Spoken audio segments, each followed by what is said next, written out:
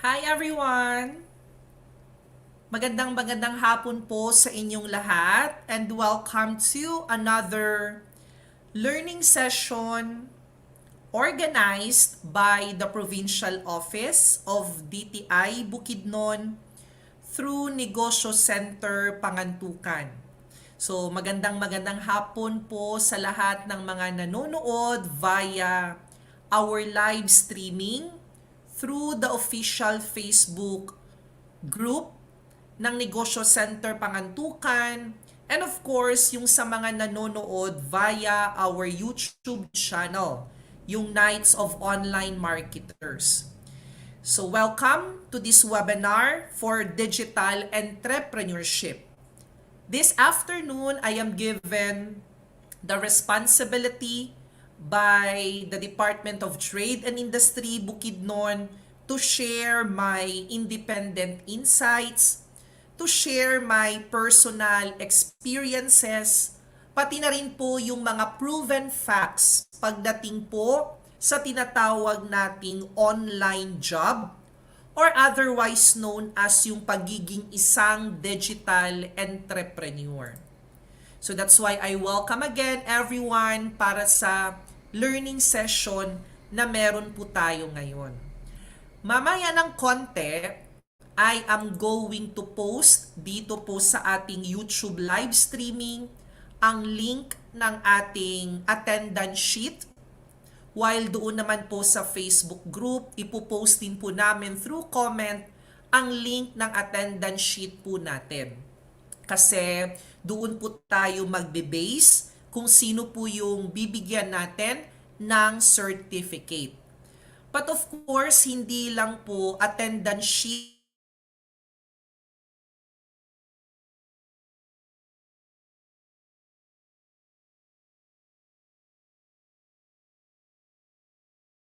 SF or for the client satisfaction feedback form. Kasi kailangan rin po ninyong i-evaluate yung ating activity this afternoon. So, dalawa yung ating i-fill up na forms. We have the attendance sheet and the second one is the CSF. So I hope every one of you na nanonood na ngayon ng live sa aming streaming, I hope na ready na kayo para makapag-share kami ng aming mga insights pagdating nga sa tinatawag na digital entrepreneurship, particularly on how to build your digital career and start working as a virtual professional. Kasi alam naman po nating lahat na sa panahon ngayon, napakarami ng tinatawag na digital opportunities by just using the internet, by just using the computer, pwedeng-pwede na po tayong maka-generate ng isang source of income. At isa sa mga pwede talaga nating gawin is yung pagkakaroon ng tinatawag na digital career or yung pagsisimula natin sa pagtratrabaho as a virtual professional. Kaya to the best that I can, I hope na yung ating afternoon session is filled with information na magagamit talaga ninyo, especially in times of the pandemic. Bakit siya tinawag na digital entrepreneurship? Because technically speaking, you are already building your own business here. Nagpapatayo ka ng sarili mong business wherein that particular business is nakafocus more on using the digital platforms or the digital channels. 'Di ba kapag sinabi nating business, pwedeng magbenta ng product at pwede ring magbenta ng service. Kaya yung pagiging isang virtual professional, you are actually going to sell your services. At dahil nagbebenta ka, this is considered as an enterprise. For the benefit of everyone, let me introduce myself para naman if you are going to ask questions, you are more comfortable asking questions to me. Pero I know for a fact as well na majority of our participants both sa Facebook at saka dito sa YouTube channel, nakapag-participate na kayo with our previous na mga webinars and you are just waiting for your certifications. Don't worry because we will send naman talaga your certificates to the email address that you will supply or you supplied doon sa attendance sheet na ibinigay namin. Based on my experience, nung nagbigay ako ng certificates based na sa mga email address na nag-gather doon sa attendance sheet, yung iba nagkakaroon ng bounce messages. Or kumbaga parang bumalik sa akin. No? Nagkaroon ng bounce email. So ibig sabihin, the email address that they added is not existing or mali.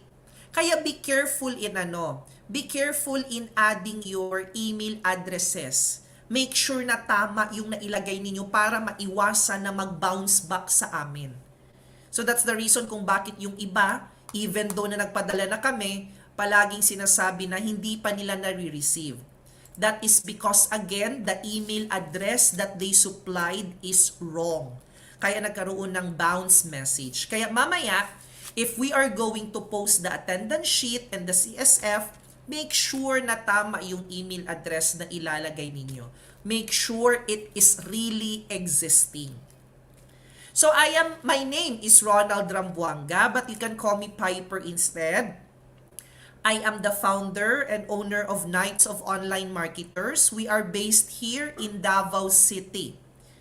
But even though malayo po tayo sa isa't isa, geographically speaking, some of you here are based in Luzon, others are based in Visayas, while the remaining naman are based in Mindanao. Kaya kahit na pinaghiwalay tayo ng ating mga geographical position, but because of the use of ICT, dahil ginamit natin ang information and communications technology into its full advantage, naging posible na mag-participate kayo ngayong hapon na ito. KOM, the company that I started, we already celebrated or we are already operating for more than 7 years already. And for the past 7 years of doing business, meron kaming 3 major services na ino-offer sa ating mga Filipinos. Meron kaming number 1, outsourcing services. So dyan talaga kami nagsimula. Number 2, meron kaming training. And number 3, meron kaming digital marketing services. So that's the reason kung bakit isa kami sa mga industrial and developmental partner ng DTI Bukidnon, especially in terms of helping the local, micro, small, and medium enterprises. Kaya I am inviting all the participants na if you want to receive more information about us, pwede po ninyong i-like yung aming official Facebook page. Hanapin nyo lang po yung Knights of Online Marketers in Facebook. I am also inviting you to subscribe to our YouTube channel. Hanapin nyo lang po yung Knights of Online Marketers. Kasi sa channel na ito, we are doing live streaming, we are providing educational videos na kung saan makakatulong talaga sa mga Filipinos para mag-grow yung kanilang knowledge competencies pagdating sa iba't ibang digital opportunities like online freelancing and digital marketing. So sa mga hindi pa po nakapag-subscribe, I am inviting you to visit that channel, click the subscribe button, and don't forget to click the notification bell para lagi kayong updated at ma-notify every time that we have a new video or a new streaming na gaganapin. So bago tayo mag-official start with our discussion, give me few seconds muna. Meron lang po akong kukunin and then pagbalik ko po, we are now going to officially start our learning session. So standby lang po kayo dyan as I get muna yung kukunin ko here. Few seconds lang po.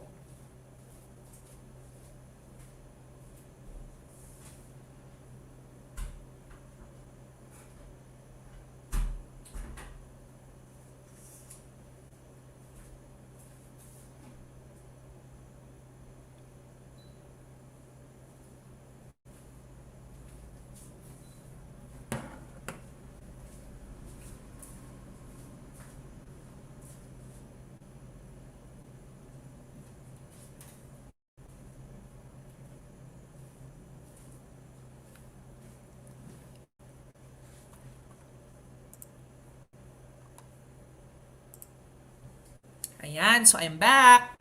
So I hope every one of you is ready to learn more about what we call digital entrepreneurship. Kasi nga pag-uusapan natin ngayong hapon yung tinatawag nating opportunities na magkaroon kayo ng online job. Kasi pandemic ngayon, kailangan nating magkaroon ng additional sources of income. At isa sa talaga sa pwede nating gawin, especially to the younger generation, is yung pagkakaroon talaga ng online job. Kasi halos lahat sa atin techie na, 'di ba? Halos lahat sa atin meron ng tinatawag na easy access sa technology at meron ng easy access sa connectivity. Kasi sa panahon ngayon, madali na lang madali na lang magkaroon ng laptop, 'di ba? Madali na lang magkaroon ng internet connection. Even kahit meron ka lang 10 pesos, pwede ka nang mag-FB10, 'di ba? Tapos pwede ka nang mag-scroll up and down sa Facebook feeds ninyo. So that's why we need to make sure na every time that we are using the internet, every time that we are using our computer, ginagamit natin sila into its full advantage. At isa sa mga pwede nga nating gawin is yung pagkakaroon ng tinatawag na online job. Maraming Filipinos na talaga ang gustong magkaroon ng online job. Alam nyo kung bakit? Kasi we are earning this time with a higher compensation. Malaki ang pwede ninyong maging sweldo being a virtual professional. Since majority of your clients are based abroad, mga Americans, mga Canadians, mga Australians, or even yung mga British, pagbabayaran kasi nila tayo in US dollars. Pag na-convert yan into pesos, talagang malaki yung value niya. Kaya marami na sa atin ngayon ang talagang pinag-aaralan kung paano ba sila makapagsimula ng kanilang online job. And speaking of online job, we belong to this kind of industry. Okay? We belong to this kind of industry na ang tawag natin is BPO or Business Process Outsourcing. Okay? BPO. Karamihan sa mga Filipinos, kapag sinabi nilang BPO, ang pumapasok kaagad sa isip nila is yung call center job, no? Yun talaga yung common na pumapasok sa isip natin. Na kapag sinabi nating BPO, ang opportunities na meron dito is yung online job, yung call center.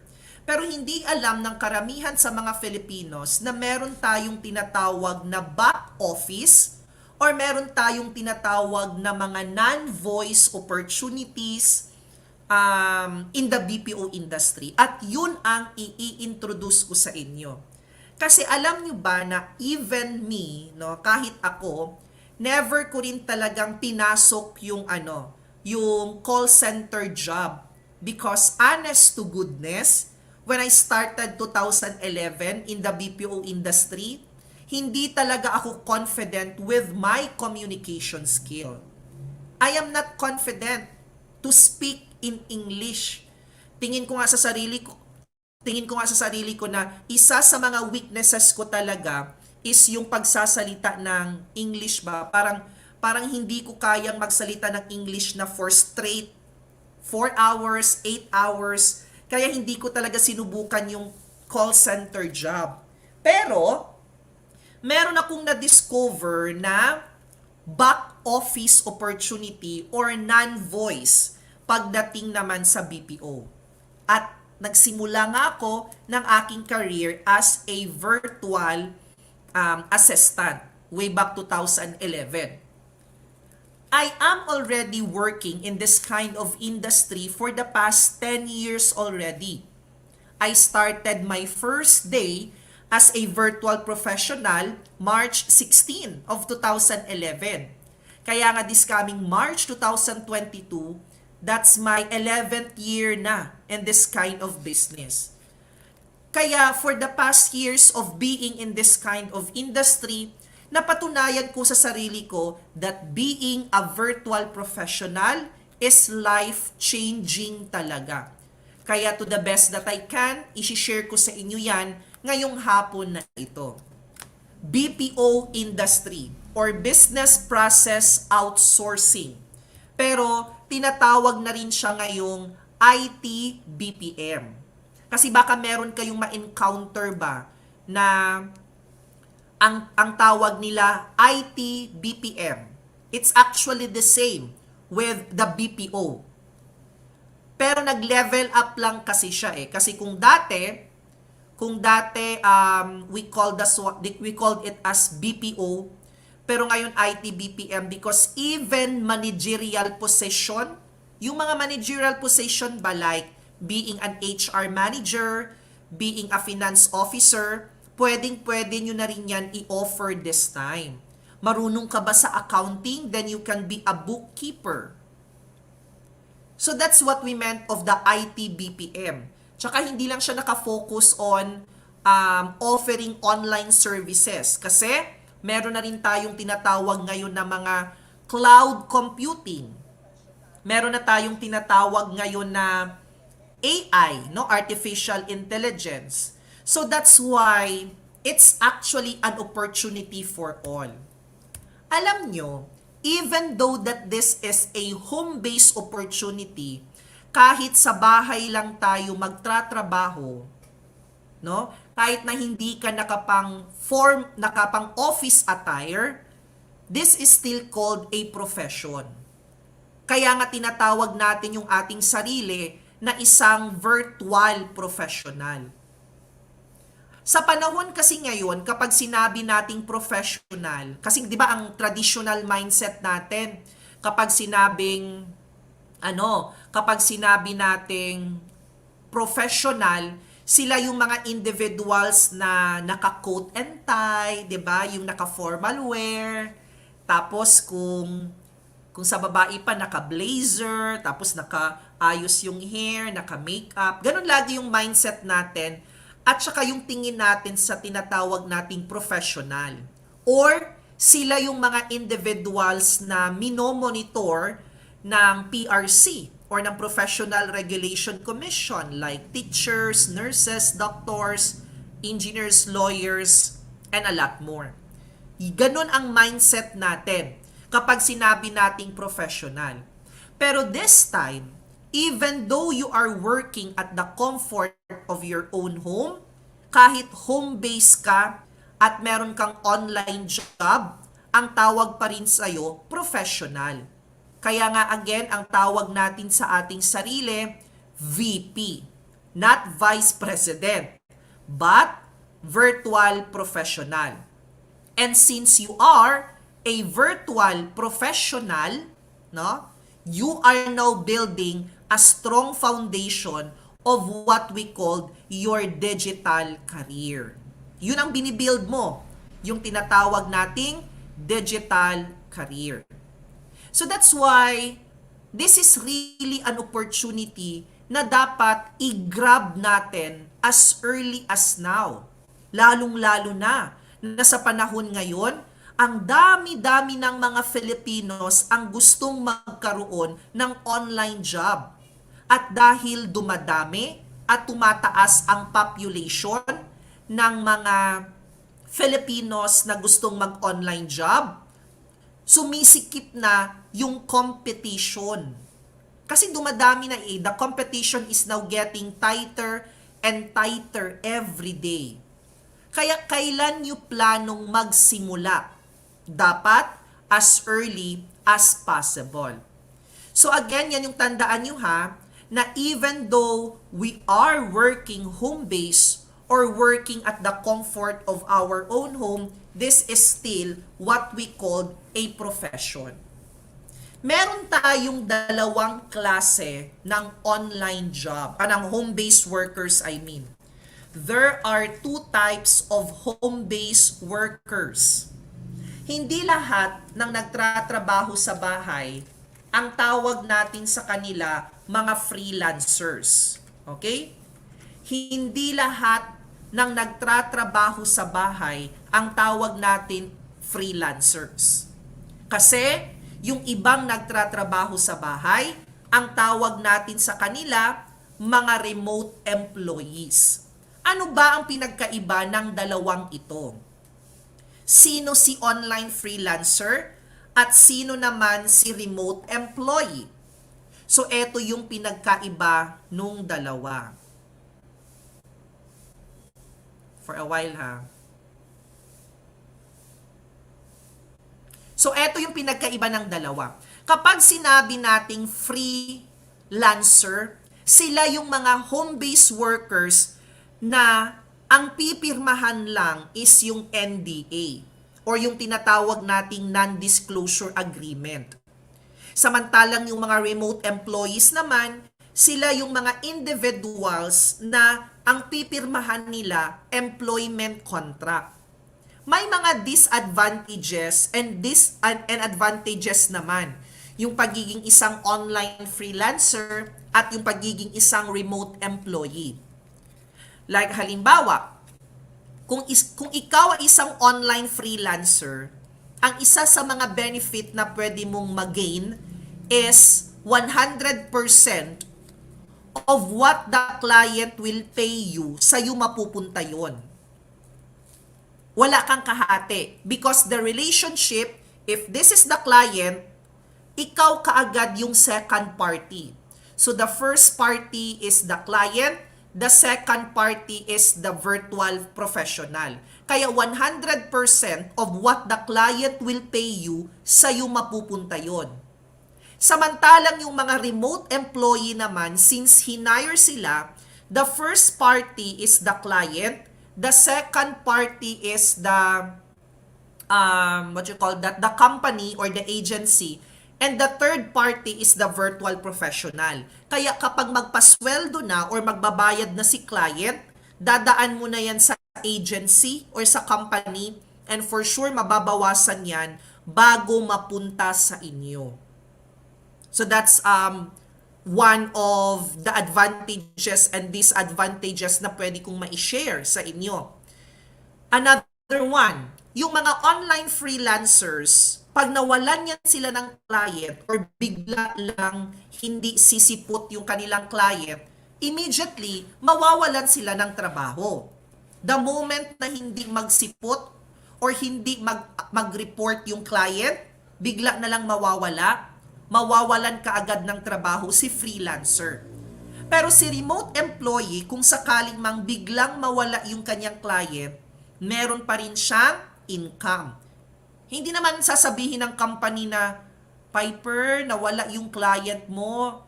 Ibig sabihin, tatanggalin ka na namin sa kumpanya.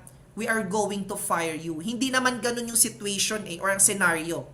Kaya yung mga remote employees, mawalan man yan sila ng client,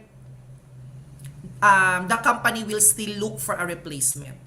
So that's why the word outsourcing is different from the word hiring. Kaya the moment na maghahanap ka ng online job, you need to make sure kung saan ka sa dalawang ito na belong. Are you an online freelancer or are you a remote employee? Because the two are actually different. Okay? Ito yung unang question na bibigyan ko ng insights ngayong hapon na ito. Palagi kasi akong tinatanong ng mga participants is online freelancing for everyone? So yan yung isa sa mga palagi talagang tinatanong sa akin. Every time that I am conducting a learning session like this one.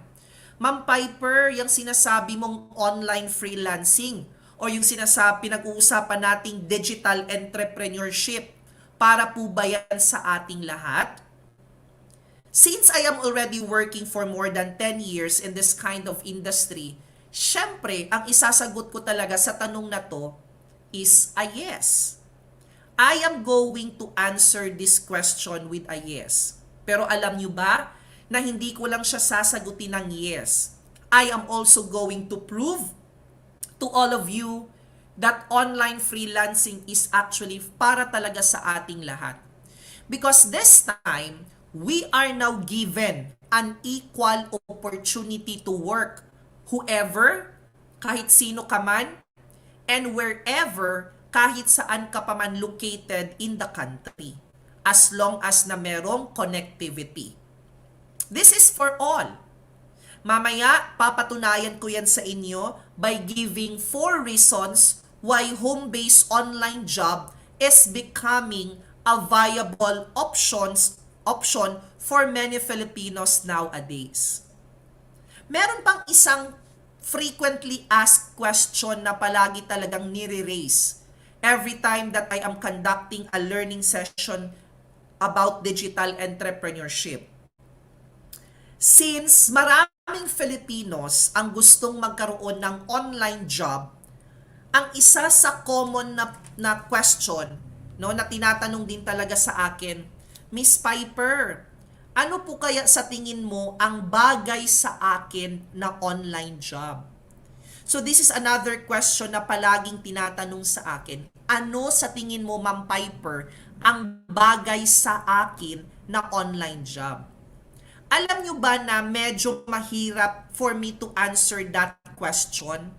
Kasi hindi ko kayo kilala eh. Technically speaking, hindi ko pa kayo masyadong kilala. Hindi ko alam kung ano ang mga skills, competencies na meron kayo. Hindi ko alam.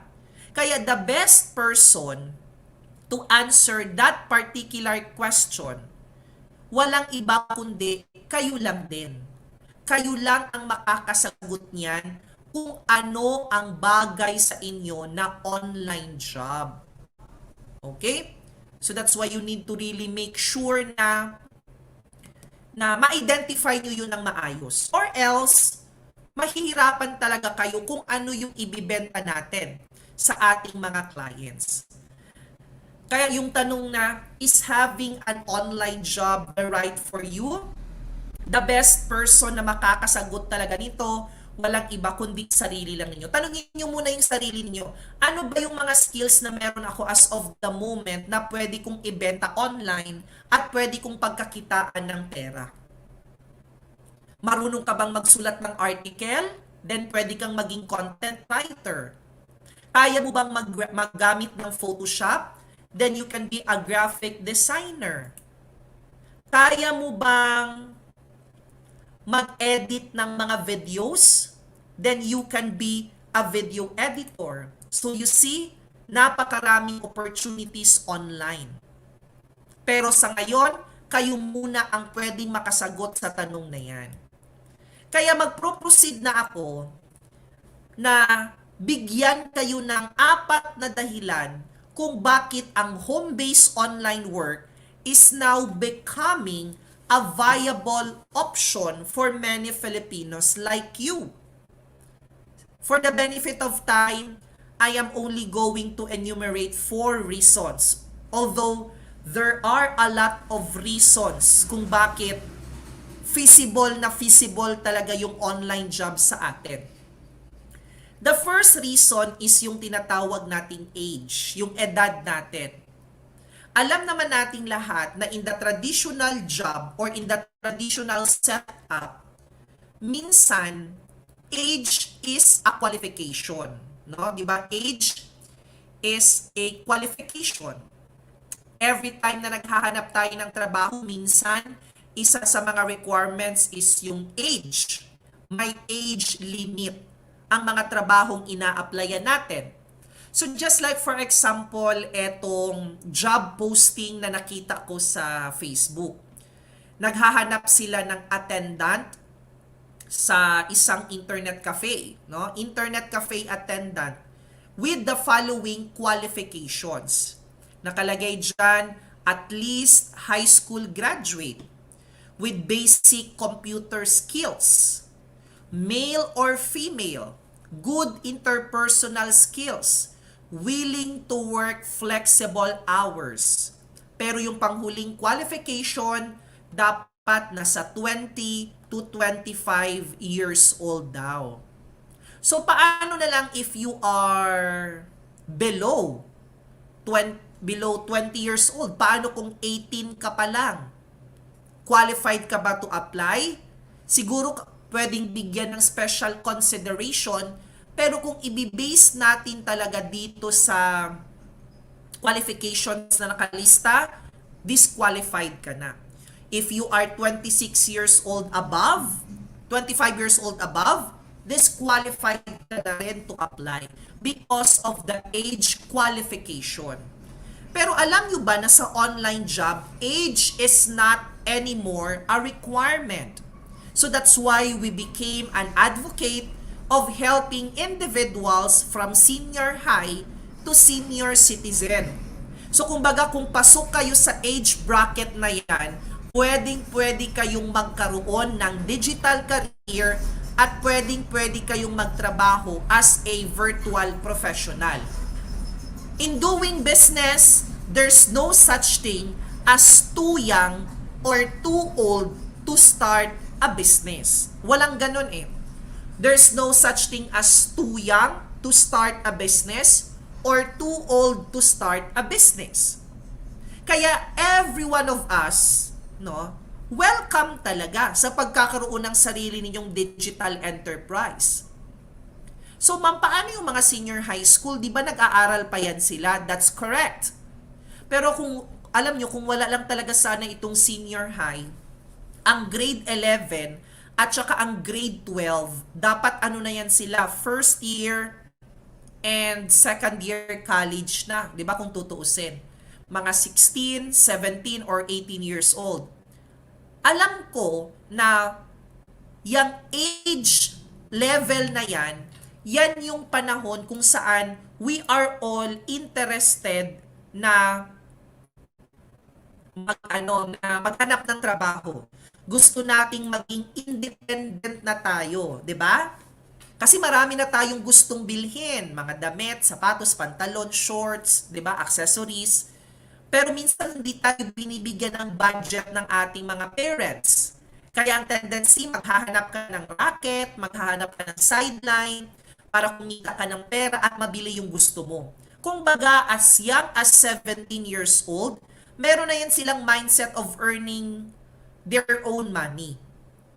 Kaya isa sa mga best way for you to generate income is for you to start an online job. Kagaya halimbawa ni Ariston. Si Ariston is a senior high school student. Pero during weekends, like Sabado at saka Linggo, nagtratrabaho siya as a content writer. Nagsusulat siya ng mga articles. Gusto niya kasing maging productive even Saturday and Sunday. And kagandahan ng content writing job, it is what we call project-based. Content writing is project-based. Pag sinabing project-based, magsusulat ka lang ng isang article kung may ibibigay sa'yo na topic. Kaya pwede ka talagang gawin kapag free time ninyo. Pero kagandahan nga ngayon kasi the classes are still online. Ibig sabihin, hindi nyo na kailangang mag-commute papuntang eskwelahan. Kaya pag nag-end ang klase ng alas 3, end na talaga yan. Tapos nasa bahay ka na kaagad. Kaya yung remaining time, pwede mong pang magamit yun for you to become productive. Just like for example, si Julius, na isang senior high school student din. Ang klase nila matatapos ng alas 3 ng hapon. So that's why from 4 o'clock hanggang alas 8 ng gabi, he is actually working as a part-time virtual professional. And he is working as a Facebook or a social media manager. So yun yung tawag natin. So you see, even at the comfort of your own home, even you are still on your senior high school years, pwedeng-pwede ka nang magkaroon ng sarili mong source of income by selling the skills na sa tingin mo you are competent and you can offer quality output. Siyempre, kung meron tayong mga senior high school, meron din tayong mga senior citizen. Kagaya halimbawa ni Tatay Artemio. Si Tatay Artemio, he is a senior citizen, 60 years old. Aside from that, he is also a PWD or a person with disability. Dati, nagdalawang isip talaga siya na mag-undergo ng training para maging isang virtual assistant. Kasi para sa kanya, baka hindi niya kakayanin or baka walang chance na makakakuha siya ng trabaho because of his age na 60. Pero as mentioned, in the online job, age is not a qualification. Ang importante dito, meron kang skills na ma-offer sa mga clients. Kaya si Tatay Artemio talagang nag-undergo siya ng several training programs sa amin.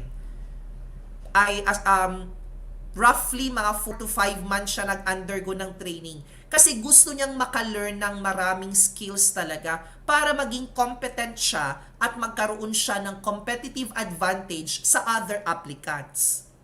At buti na lang nagbunga din naman yung kanyang pagsisikap. Kasi si Tatay Artemio nagsimulang magtrabaho before as an e-commerce specialist, particularly sa eBay. So alam kong familiar kayo with eBay, no? And Tatay Artemio is actually working for a client with eBay store. Pero bakit ko sinabing before? It's because Tatay Artemio already passed away last year. Ayaw ko na talaga sanang ikwento yung kanyang story. Nung nabalitaan kong nawala na siya sa mundong ito, hindi ko muna sinishare yung kanyang story sa learning session kagaya ng ginagawa natin. Pero na-realize ko na pwede ko pa rin namang ikwento. Because the story of Tatay Artemio is really inspirational, especially sa mga may edad na. Tatay Artemio is an example or a proof na even you are already on your senior years, it is not impossible for you to have a digital career. Because again, there's no such thing as too young or too old to start a business. Nung March of 2018 siya nagkaroon ng client. As basically obvious naman dito sa kanyang message sa akin.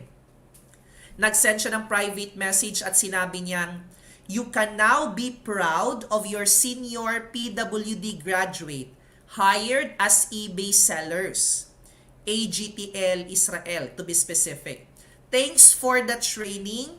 Certificate sent just now by client, shared through your email." And then I replied. For 2 years, like almost 2 years, nagtrabaho siya as an e-commerce specialist. I don't know what's the cause of Tatay Artemio's death, pero nakita ko na lang bigla sa Facebook ko na March 14 of 2020, yung kanyang last na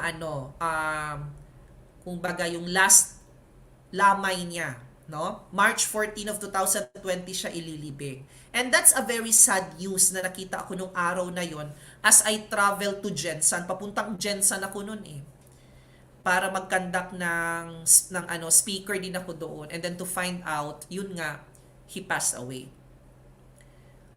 Pero sabi ko sa sarili ko, ikikwento ko pa rin ang kwento ni tatay para yung mga parents natin, no, nasa 40s, 50s, or even 60s, they are still welcome to work in this kind of industry.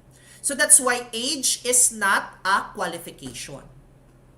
Another reason kung bakit ang online job is para sa ating lahat. Your gender preference.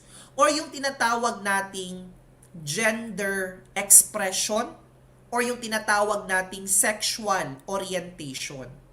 Kaya naging advocate talaga ako ng mga LGBT members. Because since I am given by a blessing, no, na magkaroon ng sariling business, sabi ko sa sarili ko, why not I will bring back the blessings to the community? Kaya gusto kong tulungan yung LGBT community because I want to give them a decent job in order for them to earn a decent compensation. Lalong-lalo na yung mga hindi na nag-proceed ng kanilang pag-aaral. Kaya through our advocacy, gusto kong bigyan ng support ang LGBT since nabelong din ako sa community na yan. Like for example, si Belle. Belle is a transgender, no? And it is not anymore a qualification for you to get an online job. When I am still an employee before, for the benefit of everyone, let me share to you this facts about me. I am actually a nurse by education and by profession. I am a registered nurse. Bago ako naging isang online worker, nagtrabaho muna ako sa isang hospital ng 6 na taon. For 6 years, I work in a private hospital here in Davao City. Nung time na nagtatrabaho ako as a nurse, we are not allowed na magpa-long hair. So, hindi kami pinapayagang magpa-long hair. We are not allowed to wear any makeup, even lipstick. We are not allowed to dye our hair, to color our hair. Bawal, of course, maglagay ng mag-manicure, no? Bawal din. Basically, sa lahat naman din ng nurses, bawal yung may color ang nails. Kasi nga, tsaka yung mahahabang kuko. Kasi nga, nagwe-wear kami ng gloves, di ba? And we are taking good care of our patients na dapat hindi mahaba yung kuko or else baka makakos kami ng harm to our patients. Nung empleyado pa ako ng hospital, I am not allowed to express my gender expression. Pero hindi ko siya matatawag na discrimination. It's not discrimination. Instead, we are given limitation to express ourselves. Pero nung nagsimula na akong magtrabaho sa isang outsourcing industry, nung naging virtual assistant na ako, that's the time na I am now free to express my gender preference. Kaya doon ako nagsimulang magpa-long hair, doon ako magsimulang mag-cross-dress, at doon na akong magsimulang gawin kung ano man yung gusto kong gawin. Especially in terms of sexual orientation and gender preference. Kaya, pagdating sa online job, it's not anymore a qualification. Clients will not look down sa mga LGBT because it will not affect and it will not matter on our productivity. The third reason is yung education. Alam nyo, sa traditional job, kung gusto nyo talagang makahanap ng trabaho, kung gusto nyo talagang magkaroon ng magandang trabaho, di ba isa sa mga qualification is dapat meron kayong tinatawag na diploma. Dapat graduate kayo ng isang bachelor's degree. Di ba? You need to be a graduate of a bachelor's degree. Kasi every time that you apply for a job, no? Every time that you apply for a job, pag binuksan ng HR manager ang application ninyo, ang una talaga nilang tinitingnan, educational attainment. If you are not a graduate of a bachelor's degree, mababa ang chance na kukunin ka. Mababa ang chance na i-hire ka. Because that's one of the major qualification, yung educational attainment. Kaya kung hindi ka pa nakapagtapos ng pag-aaral, talagang mahihirapan ka na magkaroon ng magandang trabaho. 'Di ba? Pero alam nyo ba na sa online job, educational attainment is not a major qualification. Because the clients will always ask you for the skills that you can offer. They will never ask you kung ano yung tinapos mong kurso. Walang tanong during the interview that goes, what course did you finish during college? Or yung question na, where did you finish your college education? Walang ganyang mga tanong every time that you are looking for an online job. Ang palaging tanong ng clients, okay Piper, what are the skills you can offer in order for my business to grow? They are always going to ask for your competencies. Skills, competencies to be specific. Kaya we are an advocate of helping the out-of-school youth and the unemployed, yung mga walang trabaho. Gusto namin silang mabigyan ng chance na magkaroon ng decent job in order for them to earn a decent compensation. Kagaya halimbawa ni Benjamin. Si Benjamin, anak yan siya ng magsasaka at nakatira siya sa Municipality of Kapatagan in the province of Lanao del Norte. Anak yan siya ng magsasaka. Hindi siya nakapagtapos ng kanyang college education primarily because of financial constraints. Wala na silang pera para makapag-proceed siya ng college. Kasi nga, kailangan niya pang pumunta ng Iligan City, no? From Kapatagan to Iligan City para makapag-aral. So sabihin na lang natin na state university, pero yung gagastusin niya like food, allowance niya, sa mga projects niya, pangbayad niya sa boarding house, talagang nagkaroon siya ng problema. Pero hindi yun naging imposible para si Benjamin ay maging isang digital entrepreneur. Kasi alam nyo, si Benjamin ngayon, meron na siyang sariling homegrown BPO company, parang kagaya din sa ginagawa ng Knights of Online Marketers. Tinuturuan ko rin kasi yung mga trainees ko or ini-inspire ko yung mga trainees ko na gumawa din ng sarili nilang outsourcing company. The same kung paano ako nagsimula before. Hindi lang dapat tayo mag-focus sa pagiging isang digital worker. We really need to proceed on another level para maging isang digital entrepreneur tayo. Kagaya ni Benjamin, na anak ng magsasaka, but now managing his own homegrown outsourcing company. Meron na siyang mga empleyado or meron na siyang mga agents. So that's why your educational attainment is actually not a major qualification every time that you are applying for an online job. Now, let's proceed sa ika-apat na reason kung bakit ang home-based online work is becoming a viable option for Filipinos. Number 4 is location. Location will not merit anymore. Kaya we became an advocate of those in the rural communities. Kasi 'di ba, meron tayong tinatawag na mga provincial rate.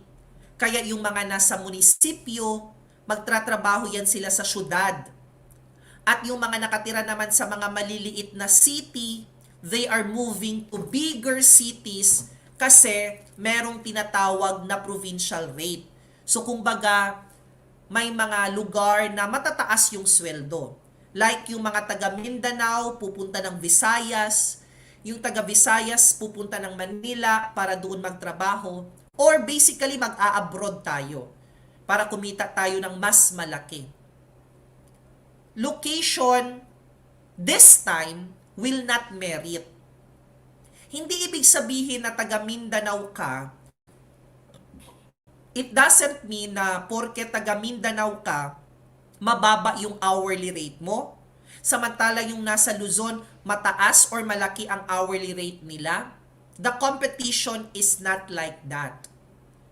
Your hourly rate or yung ibabayad sa'yo will always matter on the skills that you can offer. Hindi lang dahil, dahil nasa Mindanao tayo. Ako naranasan ko talaga dati na makipagsapalaran kasi I grew up in my beloved hometown sa Cotabato City in the province of Maguindanao dito sa Mindanao. Nung nakagraduate na ako ng college, sabi ko talaga sa sarili ko, sa Davao ako maghahanap ng trabaho. Because I know for a fact na ang minimum wage ng Davao City is higher as compared with Cotabato. Kasi meron ngang provincial rate. To the point na nung nagtrabaho na ako dito as a nurse, after 6 years of working in the hospital, I decided to work abroad na. Sabi ko mag-abroad na ako para kumita na ako ng mas malaki. Kaso nga lang, while I am processing my application going abroad, nakadiscover nga ako ng opportunity na pwede akong kumita ng dollars even I am just here in the Philippines, and that is by working online. That's why location will not merit anymore. As long as there's an internet connection, meron kang computer, meron kang mga skills, you can always earn money. Kagaya halimbawa ni Esther from the province of Agusan del Norte. So si Esther, taga Cabadbaran City of Agusan del Norte. Isa siyang housewife. Dati naman siyang nagtratrabaho sa isang office din. Kumbaga office worker si Esther before. Yun nga lang, dahil nag-asawa na siya, nagkaroon na siya ng pamilya, kailangan niya ng alagaan yung kanyang mga anak, kaya hindi na siya nakabalik ulit mag-work sa isang office. Kaya naging siya, plain housewife kumbaga. But because meron na tayong mga opportunities kagaya ng online job, alam nyo bang sinubukan ding pasukin ni Esther yan? While taking good care of the family, while taking good care of the kids, pag free time niya na, nagbubukas na siya ng kanyang computer para magsimulang magtrabaho online. Ang kanyang trabaho, isa siyang email customer support. Nagre-reply sa mga messages na nare-receive niya sa inbox ng kanyang client. So kumbaga, in behalf of the client, si Esther ang nagre-reply. At alam niyo ba kung magkano ang kanyang kinikita? 40,000 pesos a month. Or that is 10,000 a week. Or kung i-compute talaga natin, that is actually 2,000 a day. So imagine kung gaano kalaki ang compensation. 2,000 a day, talo mo pa yung yung mga executives, no, na nagtatrabaho sa mga private companies. That's why we are also encouraging yung mga homemakers like the housewife or yung house husband to also engage in what we call online job or online freelancing. Kaya going back to the 4 reasons kung bakit ang home-based online work is becoming a viable option to as many Filipinos as possible, because number 1, age is not a requirement. Number 2, gender preference is not a requirement. Number 3, educational attainment is not a requirement. And the last one, location will not merit anymore. Because this time, we are now given an equal opportunity to work whoever and wherever you are. Kaya, if we are going to compare traditional job versus online job, medyo malayo na talaga or talagang magkaiba sila. Magkaiba na talaga sila this time. Kasi, ang traditional job, ang tawag natin dyan, knowledge-based employment. Ibig sabihin, magkakaroon ka ng trabaho based on your knowledge competencies. Kaya dapat meron kang bachelor's degree. Tapos, in the future, magpro-proceed ka sa iyong masteral degree. Tapos, magpro-proceed ka naman sa doctorate degree. Di ba may ganyang competition in the traditional job? Kasi, if you are not going to level up your educational attainment, matatagalan ka for a promotion, for a possible promotion. Kasi ang napro-promote lang to higher position, yung merong mga masteral, yung merong mga doctorate, because the competition in the traditional job is again knowledge-based siya. Samantalang ang online job naman, it's actually skills-based naman. Magkakaroon ka ng trabaho kung magaling ka. Ang taong matalino at ang taong magaling, magkaiba yun.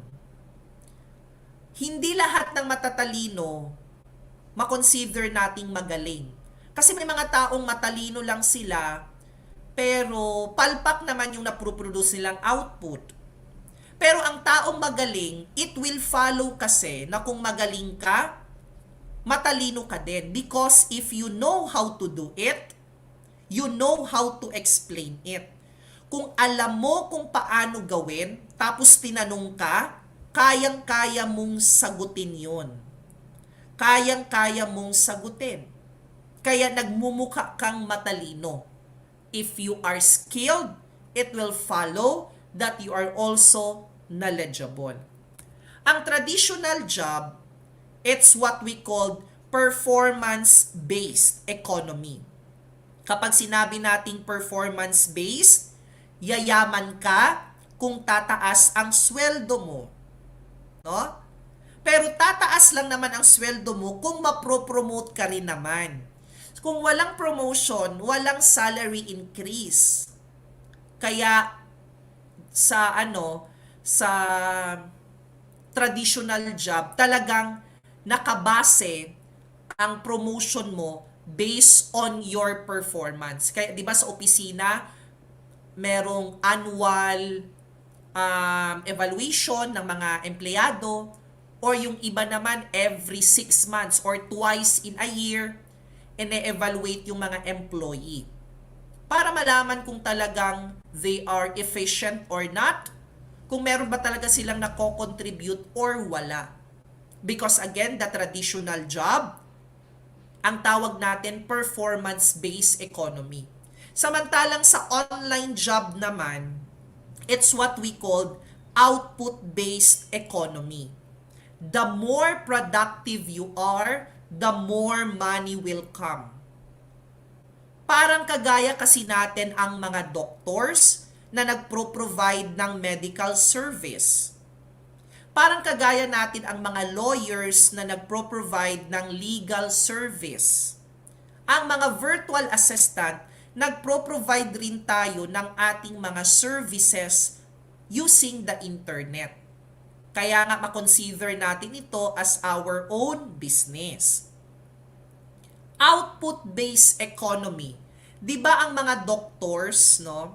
Ang mga doctors, the more patients na meron sila, the more money 'yon. Ang mga lawyers, kapag maraming kaso na ihahandle sa korte, maraming pera din 'yon. Ang mga architects, kapag marami silang gagawing blueprint ng isang bahay or building, pera din yon. Ganon din tayong mga online workers. The more clients na meron tayo, the more money we can earn. That's actually realistic, believe me, from my personal experience. Talagang malaki ang pwede nating kitain the moment you will try digital entrepreneurship. Kaya again, online job is what we call output-based economy. Okay? I'm sure majority of you guilty with the message of the picture. No, majority of you guilty sa message ng picture na ito. Ang interpretation kasi natin dyan, Facebook is eating much of your time, 'di ba? Facebook is eating much of your time. Nasasayang yung oras natin kakagamit ng mga social media, pero hindi naman tayo kumikita ng pera. As much as possible, why not gamitin natin sila into its full advantage? According to study na ginawa noong 2017, according sa study na yan, ang bawat Filipino daw, no, ang bawat isa sa atin, we are actually spending 4 hours and 17 minutes per day by just using social media sites. kagaya ng Facebook, ng Snapchat, ng Twitter. 4 hours a day. Nung 2017 ha, wala pang pandemic niyan. Pero mataas na yung average time na ginaspend natin sa paggamit nga ng social media. 4 hours. If you are going to realize, ang 4 hours na yan, di ba, pwede nang maging part-time job. Why not i-realize ninyo na the next time you are going to use social media, the next time that you are going to spend the next 4 hours using social media, why not use your time para kumita ng pera? Sayang din kasi yung opportunity na yun, di ba? Na pwede ka palang kumita ng pera gamit lang yung Facebook. Lalong-lalo na sa panahon ngayon na majority of us are all staying at home.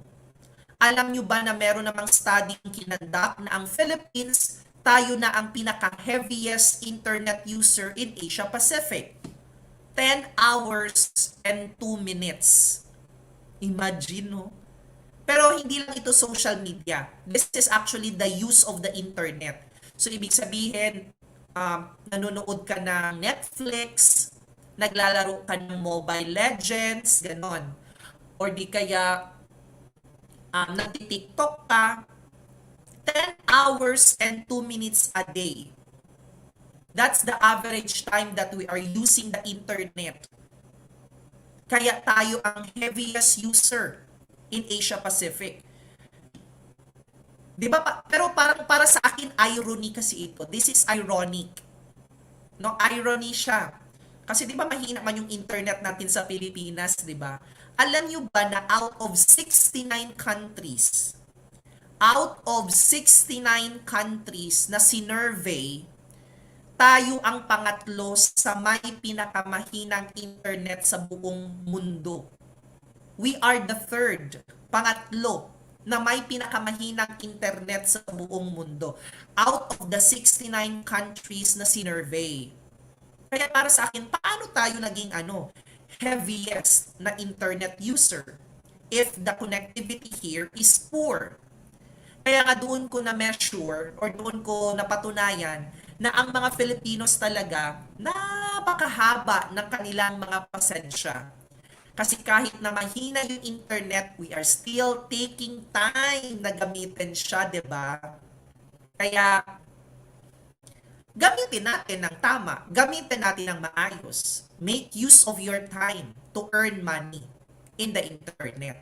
Marami na rin kasing mga offer ngayon sa internet eh. Nakikita ka ng ganito by just using your cellphone, kikita ka ng ganyan by just doing copy-paste. Kaya minsan, even the networking industry, ginagamit na rin nila ang online job as a front. Kumbaga parang ginagamit na nila ang online job as the product for their networking business. Kaya mag-ingat din kayo sa mga nakikita nyo online. Kasi baka it's a form of scam or talagang hindi yun ang totoong online job na pinopromote namin. Kaya the next time that you are going to use the internet, why not make use of it into its full advantage? Alam nyo ba na every time na nakaharap ako sa computer and I am connected to the internet, napakadami kong nakikitang opportunities talaga.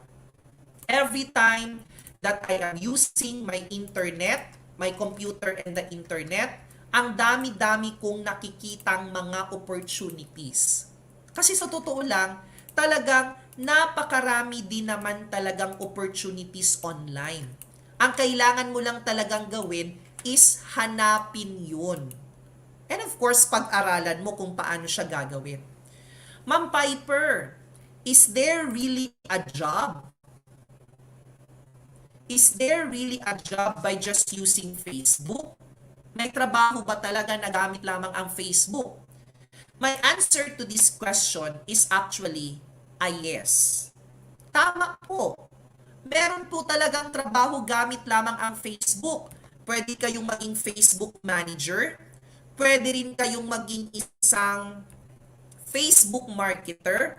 And of course, pwede rin po kayong tawagin as a Facebook advertiser. Yung parang kagaya sa naikwento ko sa inyo kanina, about kay Julius, yung senior high school, na hanggang alas 3 lang ng hapon yung kanyang klase. Pero pagdating ng alas 4, nagtratrabaho siya as a Facebook manager.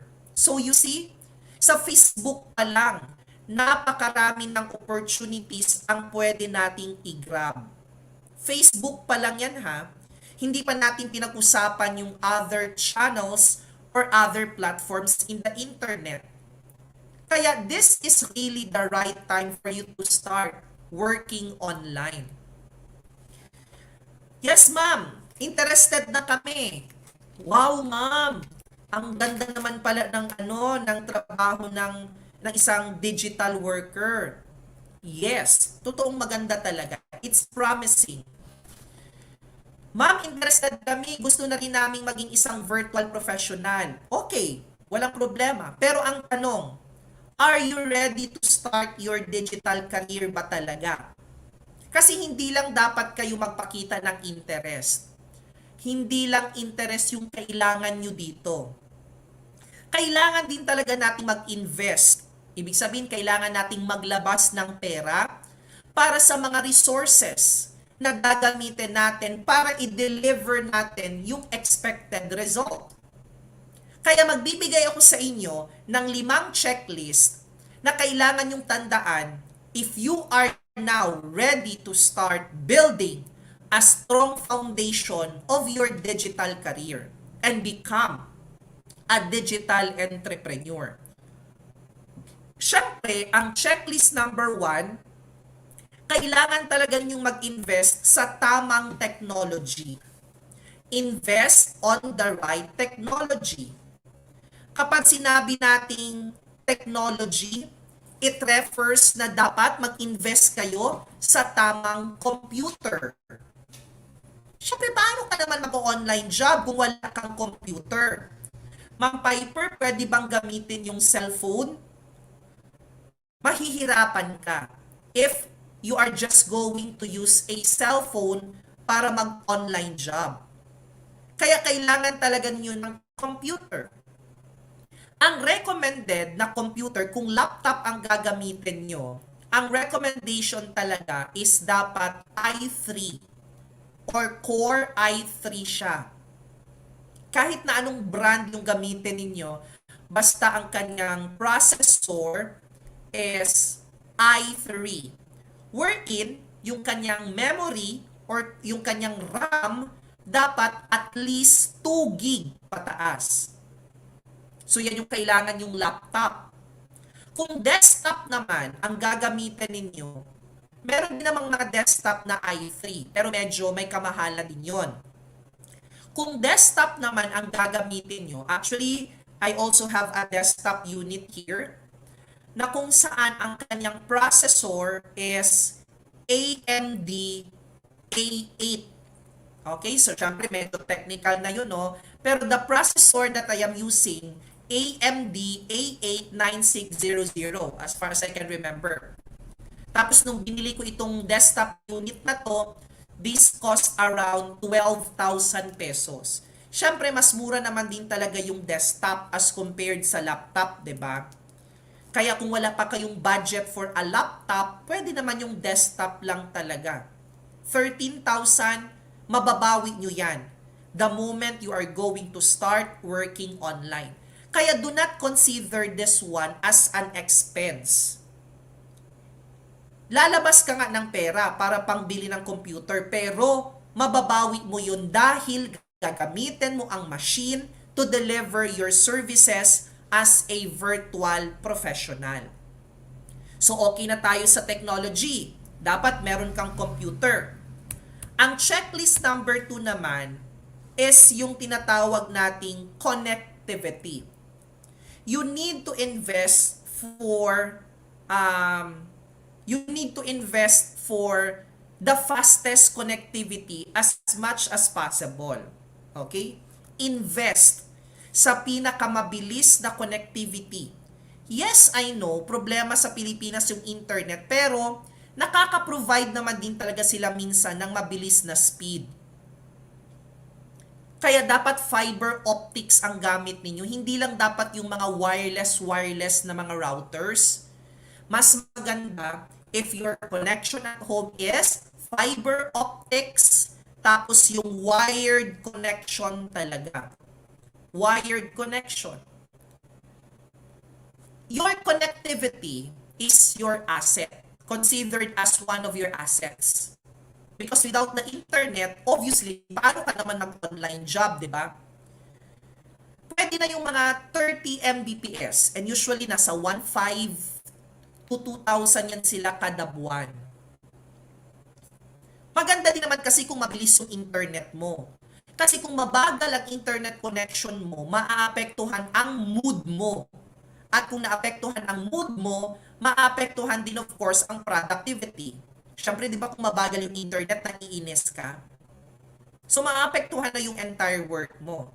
That's why, invest on the fastest connectivity. So, ano yung number 1? Invest on the right technology. Number 2, invest on the fastest connectivity. Ang number 3, ito yung pinaka-importante sa lahat. You need to invest for your competency. Because without competencies, anong ibibenta mo? Without skills, anong ibibenta mo? That's why, kailangan talaga ninyong mag-invest sa tinatawag na competencies. Kaya kung plano ninyong magkaroon ng mga skills talaga, you join training programs. Dito na kami pumapasok. Yung Nights of Online Marketers, this is our program. 'Di ba nagpro-provide kami ng mga training programs para sa mga Filipinos na gustong maging isang virtual professional. Kaya kung meron kayong plano na mag-invest para sa isang training program, pwede ninyong i-consider ang Nights of Online Marketers as isa sa mga options ninyo para mag-undergo kayo ng training for you to invest for your competencies.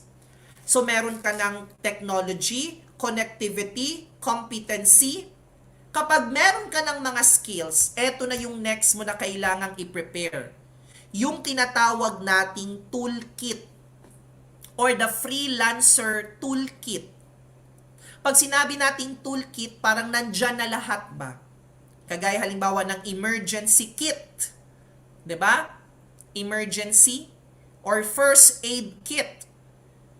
Pag nasugatan ka, 'di ba? Hahanapin mo yung first aid kit kasi nandoon sa loob na yun yung mga kakailanganin mo. Parang ganyan din ang analogy or concept natin kapag sinabi nating freelancer toolkit. Bago kayo maghanap ng inyong mga clients, kailangan nyo munang i-ready or kailangan nyo munang i-prepare ito, yung toolkit na yan. No? Kailangan yung i-prepare ang toolkit na yan. Ano-ano ba yung laman ng freelancer toolkit? Dapat meron tayong ma-prepare na resume, meron tayong i-prepare na proposal letter, meron tayong ma-prepare na video resume, online portfolio, at saka yung tinatawag nating global payment accounts. Pag sinabing global payment accounts, yan yung mga accounts na meron ka para gamitin mo para maka-receive ka ng sweldo mo sa mga clients. Like halimbawa, PayPal, like for example, Payoneer, yan yung mga example ng global payment accounts. Kaya bago kayo maghanap ng clients, kailangan ready muna itong toolkit. Resume. A resume, yung resume, so that is actually different from what we call CV or curriculum vitae. Magkaiba yan ha. A resume is not a CV. A resume is not a biodata. Magkakaiba yan sila. They are actually not the same. Ang CV or ang curriculum vitae, ito yung tinatawag nating comprehensive. Ibig sabihin ng comprehensive, sa CV nakalagay pa doon yung elementary, yung high school, pati yung college. Pero sa resume, ang ilalagay natin, educational attainment. So, kung ano yung highest educational attainment natin, yun ang ilalagay lang natin sa resume. Kasi ang resume, mga highlights lang man yan. Proposal letter. Since you are a digital entrepreneur, ang i-prepare mo, hindi application letter. You are not going to prepare an application letter because in the first place, an application letter is different from a proposal letter. Take note and always remember, you are a digital entrepreneur. You are doing business. So that's why ang kailangan mong isubmit proposal letter and not an application letter. Kasi magkaiba nga yung dalawang yun. Okay? Magkaiba yung dalawang yun. And remember that one.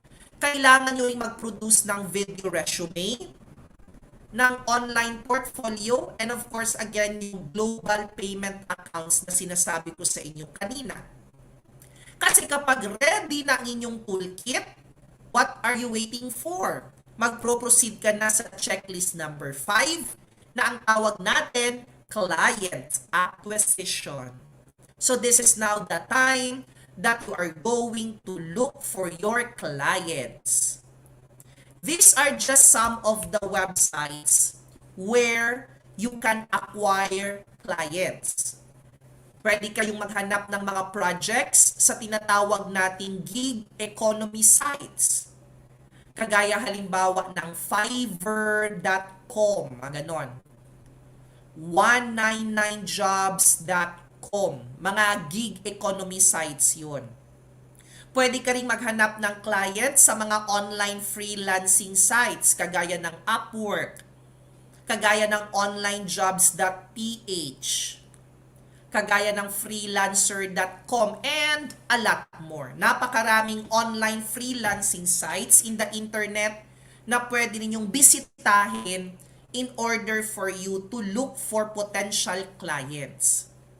Pero, meron din tayong tinatawag na mga RPOs or yung Recruitment Process Outsourcing. Meaning to say, yung etong mga RPOs na ito, they are responsible na mag-match ng VA at saka ng client ba.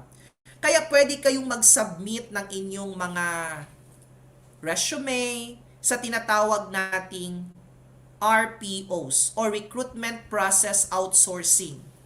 Kagaya halimbawa ng Virtual Staff Finder, ganyan. Pero yung pinakamaganda talaga sanang gawin ninyo is for you to become an independent contractor. For you to become independent. Kasi maganda kasi if you are a freelancer eh. Maganda if you are an independent contractor. Kasi if this is the client, ikaw ito, pantay ang relationship ninyo. That's why you are calling your clients as your business partners and not your boss or not your employers. Kaya kung ako yung tatanungin ninyo, mas gusto ko talagang maging independent contractor. Mas magandang maging isang online freelancer, kumbaga. Kaya dapat we are all prepared to embrace the future of work. At alam nyo ba na ang future of work is always focused on the use of ICT. The future of work will be based on the use of the internet and the use of computer. Sabi nga nila, higher percentage ng trabaho ang mawawala in the future kasi i-replace na ito ng AI, artificial intelligence, pati ng robots. Kaya, para hindi mawala ang trabaho mo ngayon, kung ano man ang trabaho mo ngayon, if you are working, kailangan matutunan mo din siya kung paano siya i-offer online. Because everything is now centralized in the use of the internet and the use of computer. Sabi nga ni Stephen Casriel, si Stephen Casriel, siya ang CEO ng tinatawag nating Upwork. No? Siya ang CEO ng Upwork. Upwork is an online freelancing site. Sa upwork.com, pwede rin kayong maghanap ng trabaho kung tutuusin. Ano yung sinabi ni Stephen Casriel? The idea that you study and then have a career in one company is gone. You need to renew your skills every 5 years. The idea that you study, ilang taon ba tayong nag-aral? 6 na taon sa elementary, o isali pa natin yung kinder 1 at saka yung kinder 2. Nag-nursery ka, di ba? Pero wag na lang natin isali sa computation yun. Kumbaga parang salimpusa ka pa kasi nun eh. 6 na taon kang nag-elementary, grade 1 hanggang grade 6. 4 na taon kang nag-junior high, from grade 7 hanggang grade 10. 2 years kang nag-senior high, grade 11 and grade 12. Tapos 4 or 5 taon ka nag-college. So roughly, that's like 16 to 18 years. No? 16 to 18 years tayong nag-aral because that's the educational system in the Philippines. After mong nag-aral, nakahanap ka ng magandang trabaho, nagkaroon ka ng magandang career. So the idea that you study for how many years and then have a career in one company, nagkatrabaho ka for how many years then, in the future, mawawala din pala yan. Bakit siya mawawala? Kasi, meron tayong tinatawag na salitang employment. 'Di ba? May salitang retirement. May hangganan ang pagtatrabaho natin. We will retire in the future. Hindi tayo pwedeng magtrabaho for a lifetime. Kaya the moment you will retire, literally, nawawalan ka rin talaga ng career. Kaya nga yung mga nagre-retire, anong ginagawa nila? Nagsisimula sila ng panibagong business. 'Di ba? The moment that they will retire, ang sunod nilang gagawin, magpapatayo ng business because they want to start another career. Tama, 'di ba? Especially that I mentioned earlier na there's no such thing as too young or too old to start a business. Sa pagnenegosyo, wala namang bata or matanda eh, because anyone can start their own business. May retirement. If you are just going to focus on employment, magre-retire at magre-retire ka talaga someday. But if you will focus on entrepreneurship, alam nyo kung ano ang kagandahan ng entrepreneurship? It can give you a lifetime career. Kaya eto yung palagi kong sinasabi sa aking mga trainees or sa mga participants kagaya ninyo. Always remember this one. No one will guarantee and give you a lifetime career. That's why you need to upgrade your skills at least every 4 months. Dapat every 4 months nag-iisip ka kung ano ang pwede mong pag-aralan. Like for example, ngayong for 4 months mag-aaral ako ng baking. After 4 months mag-aaral ako ng graphic designing. After 4 months mag-aaral ako ng driving. After 4 months mag-aaral ako ng ganito, and so on and so forth. The more skills you have, the better. Kasi pag marami kang skills, meron ka ng capacity of having or building your own business. Pag nagkaroon ka na ng sarili mong business, that's entrepreneurship. At alam nyo ba that entrepreneurship can give you a lifetime career? Kung magiging successful ang negosyo mo,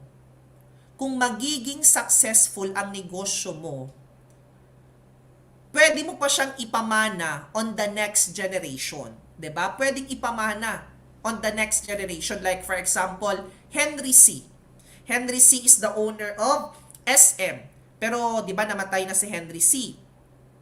Pero nung namatay si Henry C, nagsarado ba ang mga SM? 'Di ba nag-continue pa rin yung operations nila? And this time, mga anak ni Henry C ang nagmamanage na. Naipamana niya. And because of that, Henry C acquired a lifetime career. Kasi kahit nga sa eskwelahan, pinag-uusapan na si Henry C. Kasi si Henry C, dati yan siyang pinakamayaman na tao sa buong Pilipinas. So you see, no one will guarantee and give you a lifetime career. So that's why you need to upgrade your skills talaga at least every 4 months.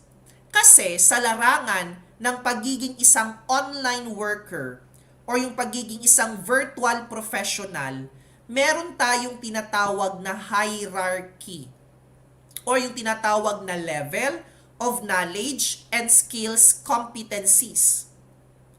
Nagsisimula talaga tayo, of course, sa level 1 na tinatawag nating entry level or yung mga low-skilled workers. An expert was once a beginner. Kaya kung magsisimula talaga kayo, masasabi talaga nating mahirap. Mahirap. Mahirap yan lagi sa simula. The beginning is always the hardest. But if you are really interested to learn, kung talagang aggressive ka na matutunan yon, walang imposible na talagang magiging expert ka in the future. Kaya pagdating sa online job, no, kung papasukin ninyo ang online job, talagang medyo mahihirapan kayo sa simula because you are still starting pa naman. Pero habang tumatagal kayo sa ganitong klaseng industry, magiging madali na lang ito for you. Every time na i-interviewin ka, magiging madali na lang yan for you. Dito talaga tayo magsisimula. Noong 2011, I am considering myself as a low-skilled worker talaga. Kasi 2011 ako nag-start ng aking digital career, di ba? Pero hindi kasi ako tumigil sa pag-aaral sa pag-learn ng mas marami pang knowledge about online job. Kasi you need to continuously learn. Learning never stops. The moment you stop learning, that's the time you start dying. Kasi kung wala kang alam, para ka na rin namatay kung tutuusin. Continue to learn.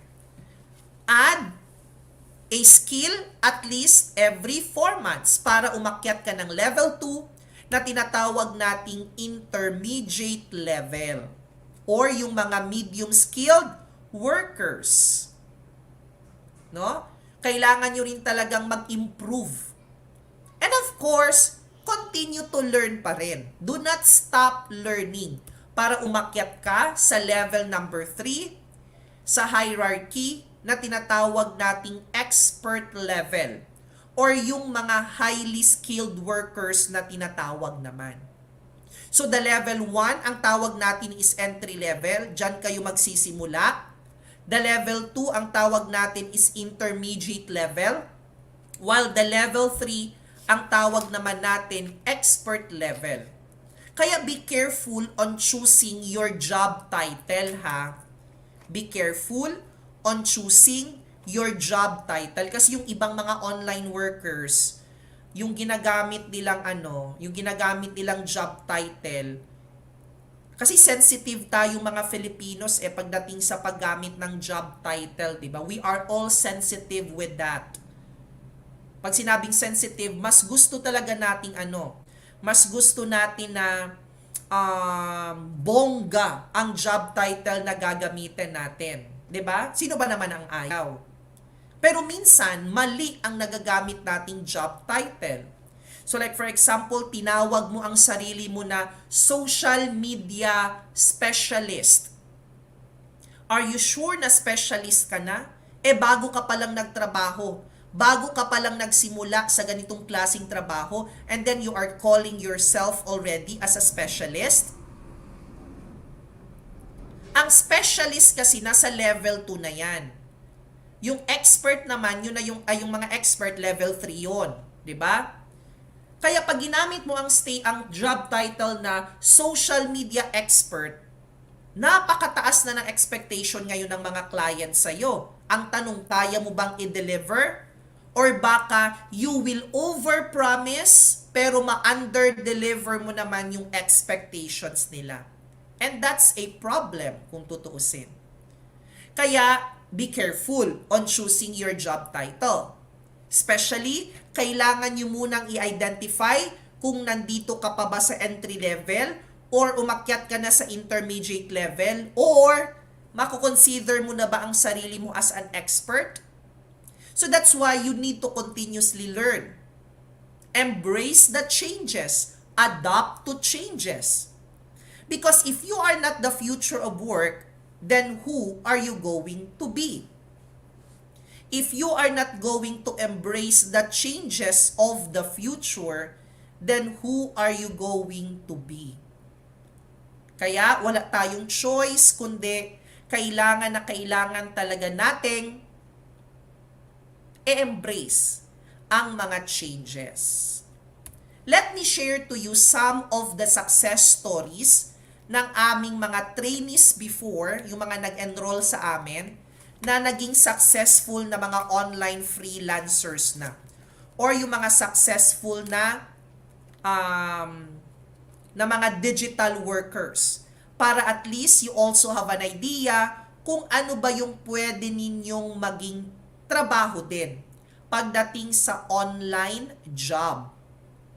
Success stories of online freelancers who graduated from KOM or Knights of Online Marketers. Let's start with Louie. Louie Maluto is a general virtual assistant. So, ito yung pinaka-entry level talaga ninyo. Kaya kung magsisimula pa lang kayong mag-online job, ito talaga yung pinakamagandang job title na gagamitin ninyo. Yung GVA or yung pagiging isang general virtual assistant. Basically, ang trabaho mo lang dito, puro lang talaga administrative job. Like marunong ka bang mag-web research? Marunong ka bang mag-data entry? Marunong ka bang mag-data encoding? Yan yung mga example ng general VA na trabaho. Or parang ano talaga, kung ano yung trabaho ng isang secretary sa isang office, yun din ang pwede mong maging trabaho online. Kaya nga ang dating tawag sa GVA, alam niyo ba kung ano ang dating tawag sa mga general VA? They are called an online secretary. So yan yung pwede ninyong gawin. Kasi alam kong marunong na kayo with administrative job eh. Another one from Bukidnon, si Ronald Cerezo. From Valencia City, nagtratrabaho siya as a content developer and a content manager. Because ang passion naman ni Ronald is more on content writing. Kaya kayo, kung mahilig kayong magsulat, no? Kung mahilig kayong magsulat, why not make use of that particular skill para kumita kayo ng pera by writing articles, by writing contents para sa inyong mga clients. So that's what we call content development and content management. Just to give you all an idea, kapag plano ninyong magsulat ng article, ang charge natin sa ating mga clients will follow this ratio. Every 100 words na susulatin mo, pwede mong i-charge ang client ng $1. Every 100 words na susulatin mo, pwede mong i-charge ang client ng $1. So meaning to say, kung magsusulat ka ng 200 words, you can charge the client with $2. Ganon. Kung makakasulat ka ng 500 words, you can charge your clients with $5. Pang entry level pa yun na rate. But if you are an expert in terms of content writing, syempre, you can charge higher than that. Pang entry level lang kasi yung na-mention ko sa inyo. Si Glyza naman is a single mother. Single parent. Dati kulang yung kanyang pera para pang suporta sa kanyang anak. But when Glyza became a content marketer, nagbago talaga yung buhay nilang mag-ina. Kumbaga, meron na siyang enough budget para sa kanilang mga expenses. So you see, this is an opportunity for single mothers and single fathers as well. In order for them to support the needs of their kids, of their child or children, online job is a feasible option talaga. And you can work as a content marketer. Si Apple May naman is my student from General Santos City. And Apple May is working as an online English teacher naman, or yung tinatawag nating ESL, English as Secondary Language. She is based in Jensan as an online English teacher. Pero by profession, teacher din naman talaga siya. Kaya kung meron kayong capacity to teach in English, kung meron kayong competency na maging isang English tutor, then why not? Maging maging ESL or online English teacher kayo. Si Therese naman from Davao City, she is working as a customer service representative. So nagre-receive siya ng mga tawag. Ang tawag doon, inbound customer service. Pag sinabing inbound, hihintayin mo na lang na mag-ring ang phone na yan para i-assist mo sila. Pag nag-ring, you are going to answer, "Hi, this is Piper. How may I help you?" Ganon. Inbound customer support.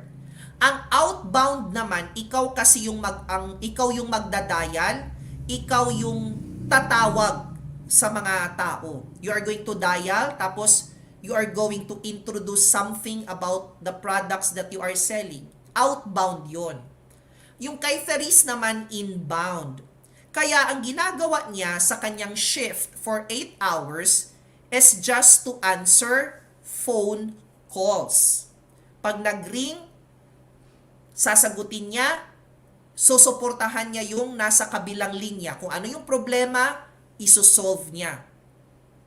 Kumbaga, para na rin silang client relations. Kung ano yung problem, kailangan nilang tulungan ang client na yon para isolve. So kaya if you are passionate in speaking, pwede rin kayong maging customer service. Pero ang case naman ni Delphine from Davao City din, matagal na kasi siyang nagtrabaho sa isang call center company. Siguro kumbaga parang napagod na rin siya or nagsawa na rin siya sa pagsasagot ng mga phone calls. So that's why he decided to work non-voice naman or back office. Kaya si Delphine, dating voice, ngayon non-voice na siya as a chat and email customer support. Pag sinabing chat support, ikaw lang yung nagre-reply sa mga nag-i-inquire. Alam niyo yan kapag magvi-visit kayo ng website, tapos doon sa gilid, sa lower right section ng website, biglang may magpa-pop up na window, tapos merong mag-chat-chat, "Hi, how may I help you?" That's actually a live chat support. Live chat yon. Pag merong mag-chat doon para mag-inquire, ikaw yung sasagot. Or other way around, via email naman. Mag-i-inquire sila via email, kaya magre-reply ka rin sa kanila via email, kaya ang tawag sa'yo, email customer support. So, yan yung trabaho ni Delphine. Chat and email customer support. Si Nathaniel naman, he is my trainee from Tagum City and nakapili na siya ng kanyang specialization as a virtual assistant. Napili niya ang specialization of being a real estate VA. So, ang ginagawa ni Sir Nathaniel, nag-a-assist siya ng mga real estate brokers in the USA. May mga real estate brokers abroad, tapos ina-assist niya para i-promote yung mga properties na binibenta nila online. Siyempre, para mas malawak ang exposure. Yan man yung ginagawa natin, di ba? We are helping businesses in order for their business to become visible online. Kaya ang gagawin nila, maghahanap yan sila ng mga virtual assistant, kagaya natin. Yung real estate kasi, yun lang yung napili niyang specialization. Kaya dapat kayo din, kung plano talaga ninyong maging online worker, you also need to identify kung saan nyo gustong mag-specialize. Si Ayon Fuentes naman, he is a college student. College student siya and nagtratrabaho siya during his free time as a medical transcriptionist. Alam niyo ba kung ano yung trabaho ng isang transcriptionist? Makikinig lang yan sila sa isang audio, tapos kung ano yung naririnig nila, itatype lang yan nila para ma-convert into a narrative format or plain text. So from audio to narrative, or pwede rin namang from video to narrative.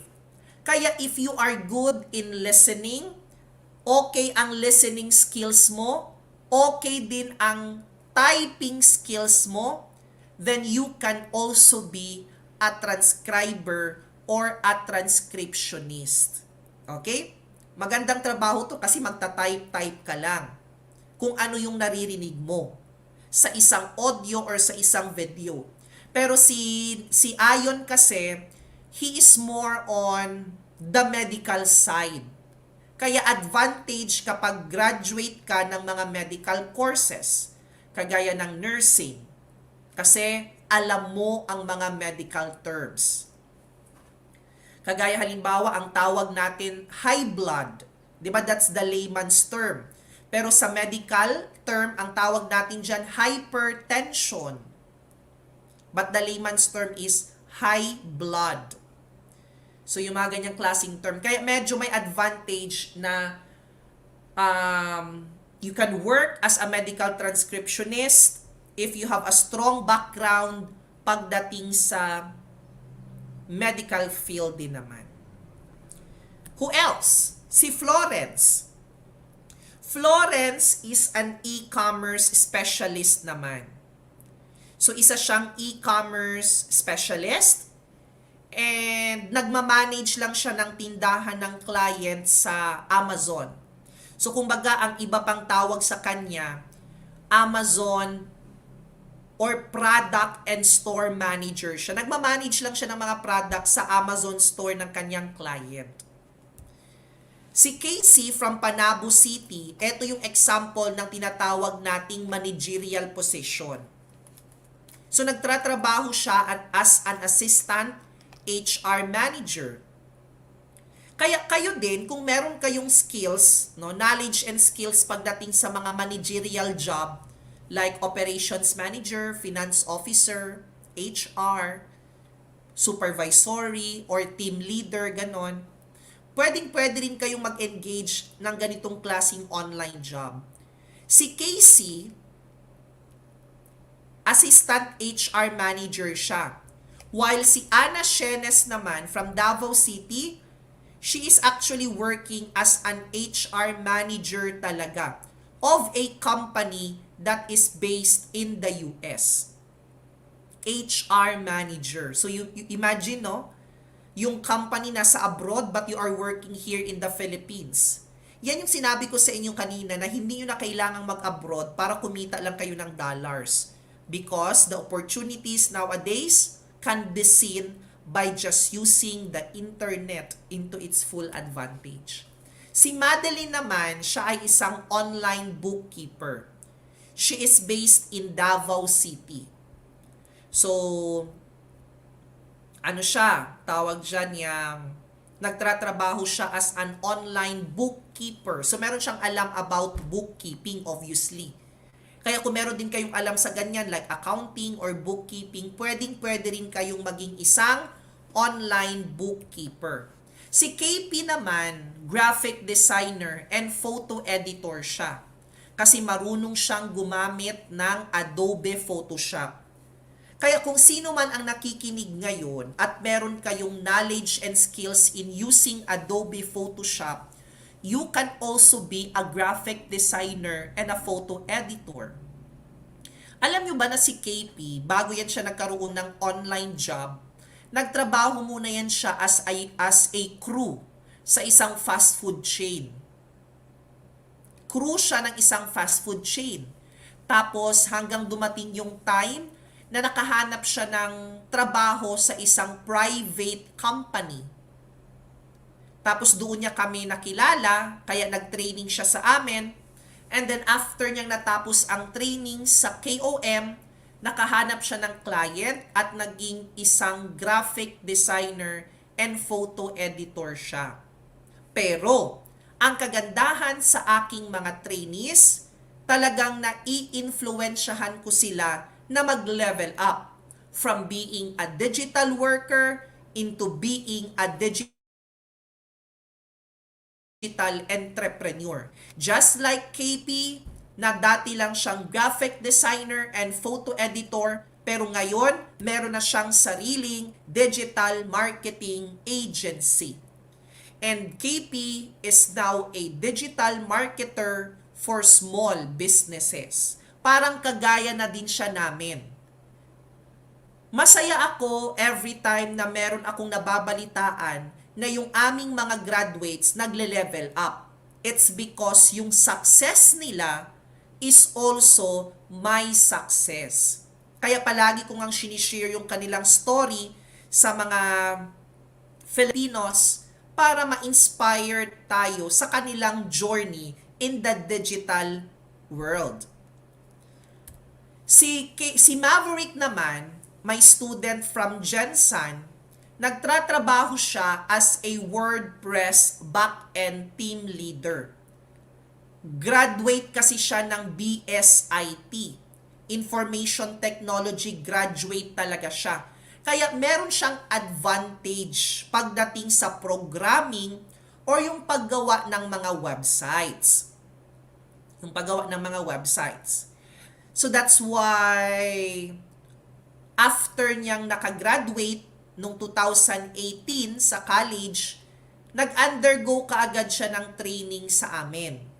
Nag-attend siya ng training sa KOM. And then after the training program, na-refer ko siya sa isa sa mga clients namin.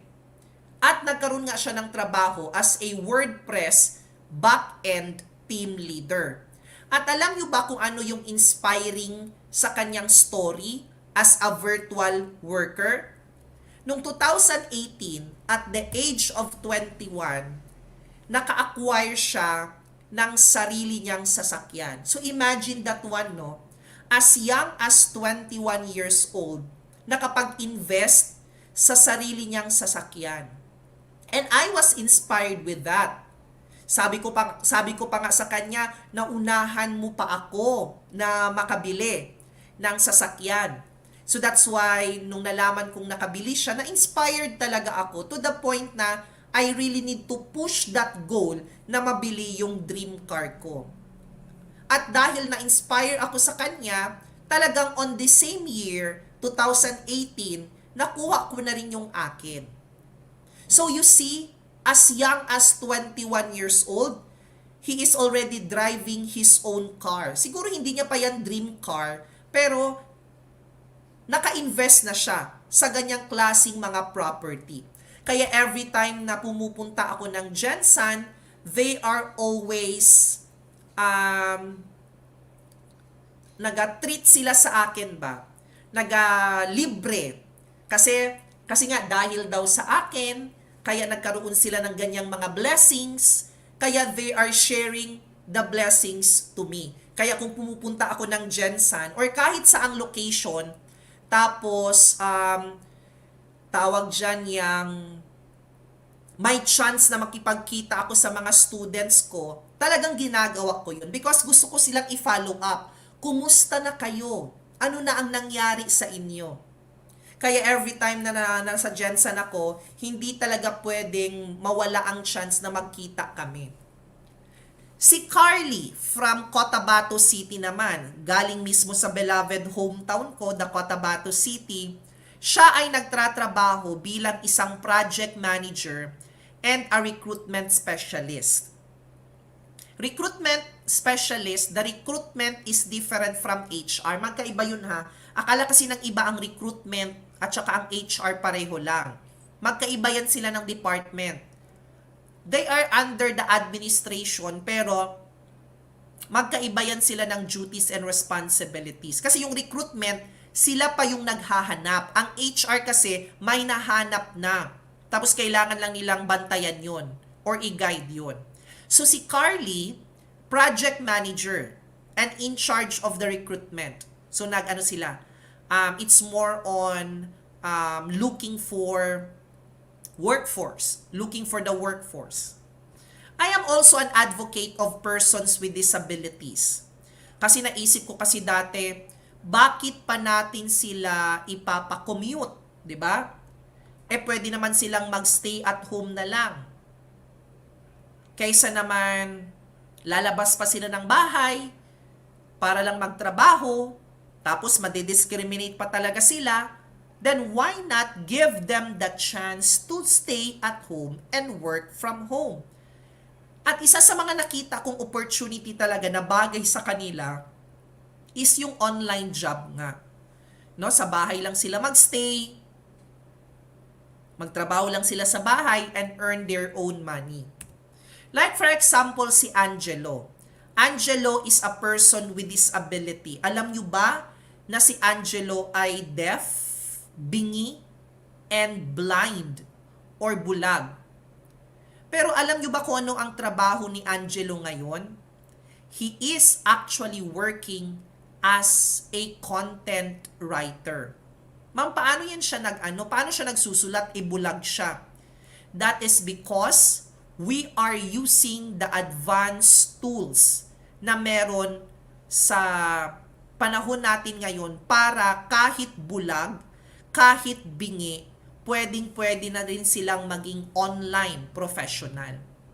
Meron lang yan siyang ginagamit na software na ang tawag natin screen reader. So kung ano yung nasa screen, nababasa ng software na yun tapos nagsasalita. Kaya naiintindihan niya. Kumbaga parang nakikita niya lang din. Natatandaan ko pa nga dati, no, kung magte-training yan siya doon sa office namin, hinahatid sundo siya ng kanyang parents talaga. Hatid sundo siya ng kanyang mama, to be specific. Kasi syempre mahihirapan siya mag-commute kasi bulag siya.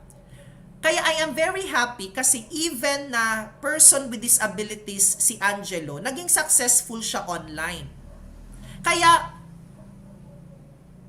kayo, na wala kayong disabilities, nakakarinig kayo, nakakakita kayo, lamang tayo kay Angelo with that.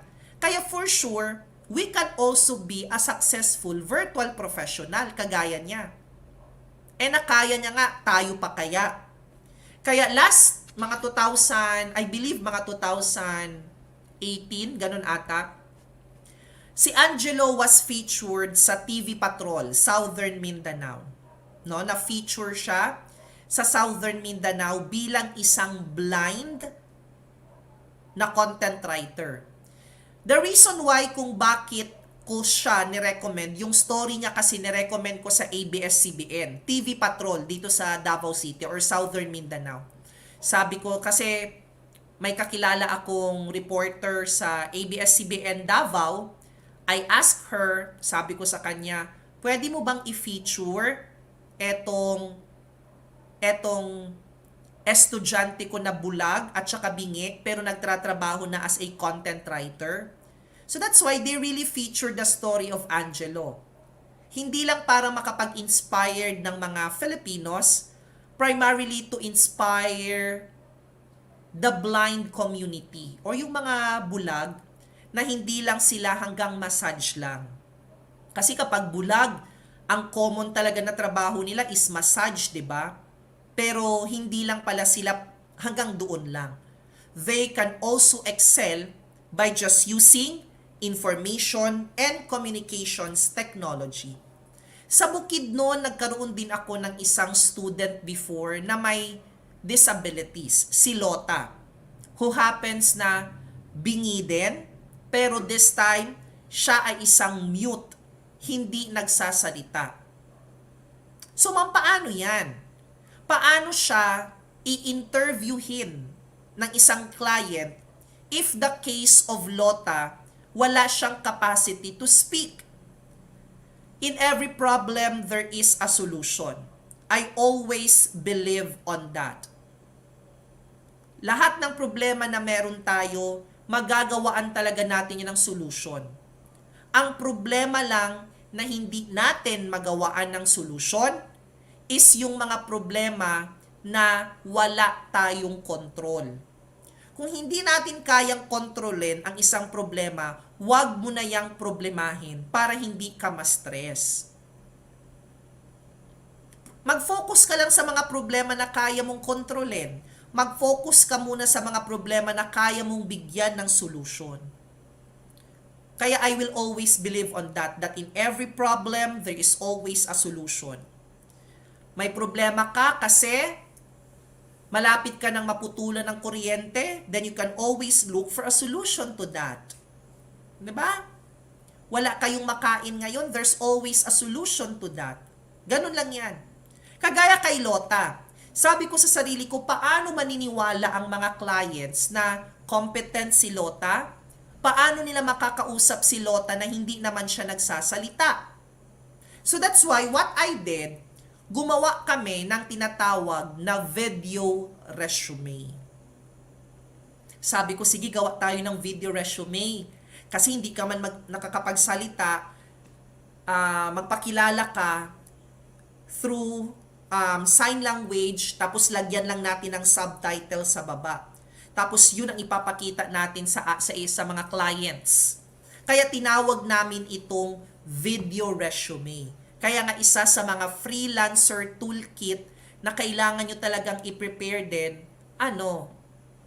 video resume din. Kasi naniniwala ako na if you are going to submit a video resume, there's a higher possibility, there's a higher chance na kukunin kayo or ma-qualify kayo to proceed on the next round.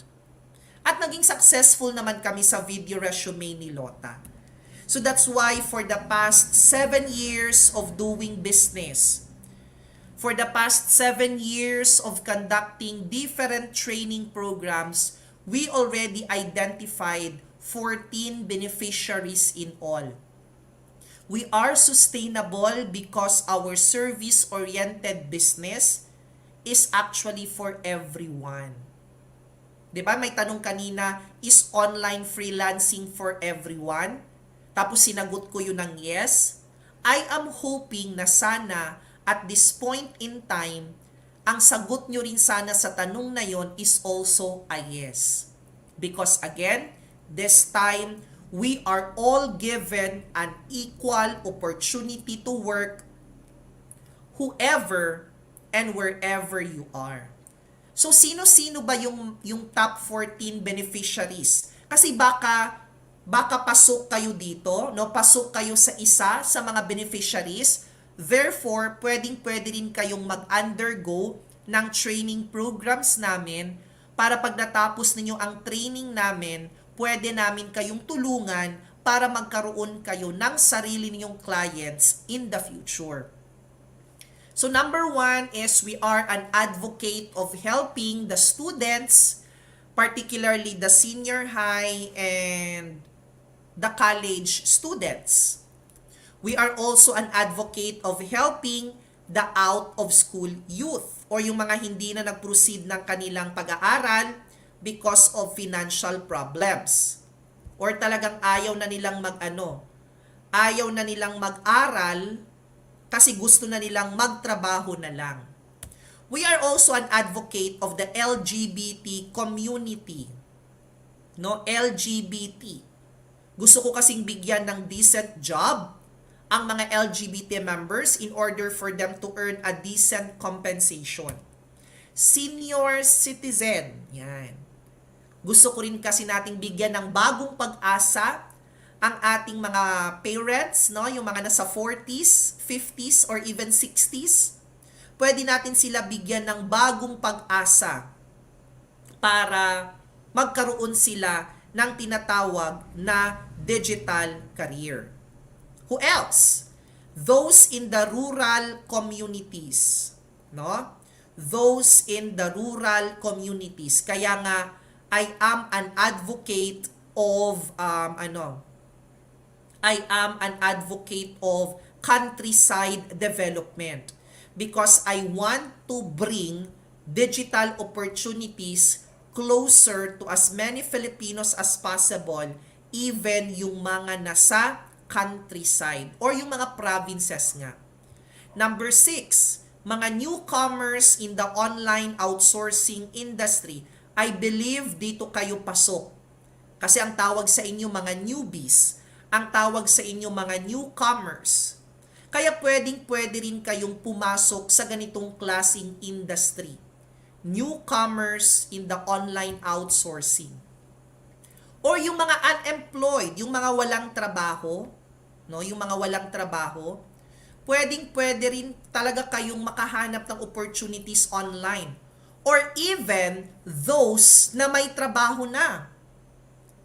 Yung mga employed professionals natin, kayo na employed, pwede rin kayong magkaroon ng additional source of income by having an online job.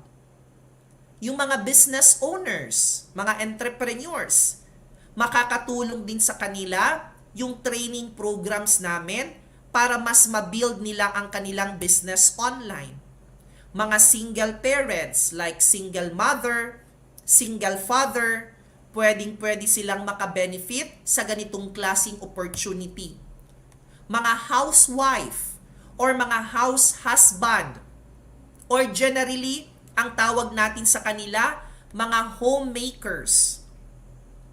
Lalong-lalo na yung mga house husband. Kapag sinabi nating house husband, sila yung mga nasa bahay. Di ba dapat ang lalaki ang nagtratrabaho, yung babae ang nasa bahay. Pero there are also scenarios na yung wife ang nagtratrabaho at yung naiwan sa bahay to take good care of the household, yung tatay. Kaya ang tawag sa kanila mga house husband. Alam nyo, minsan natatapakan yung ego nila, 'di ba?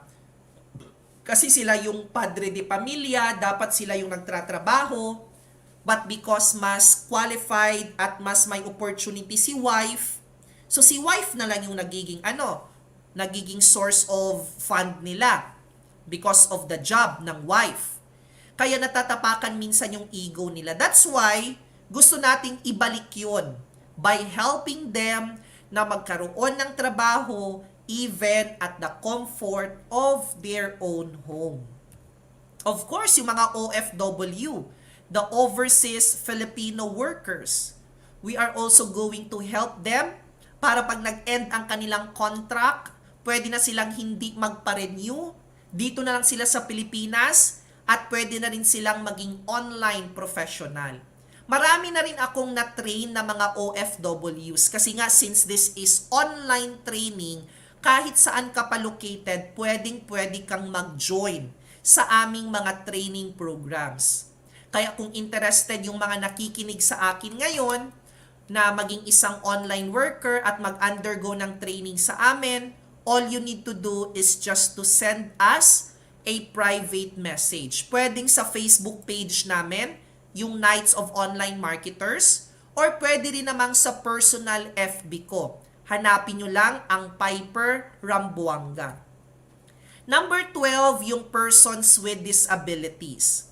So na-mention ko sa inyo kanina na I am also an advocate of helping those na merong mga disabilities para naman maiwasan na lumabas pa sila ng kanilang mga tahanan, encourage na lang natin sila to work at home.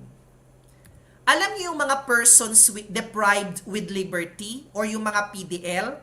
Sila yung tinatawag nating mga inmates o yung mga nasa kulungan.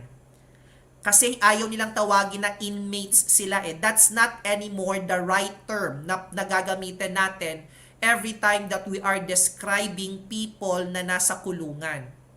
PDL na ang tawag natin sa kanila or persons deprived with liberty. Way back bago pa nagka-pandemic, nagkakandak kami ng mga training, ng mga seminars sa loob ng city jail dito sa Davao City.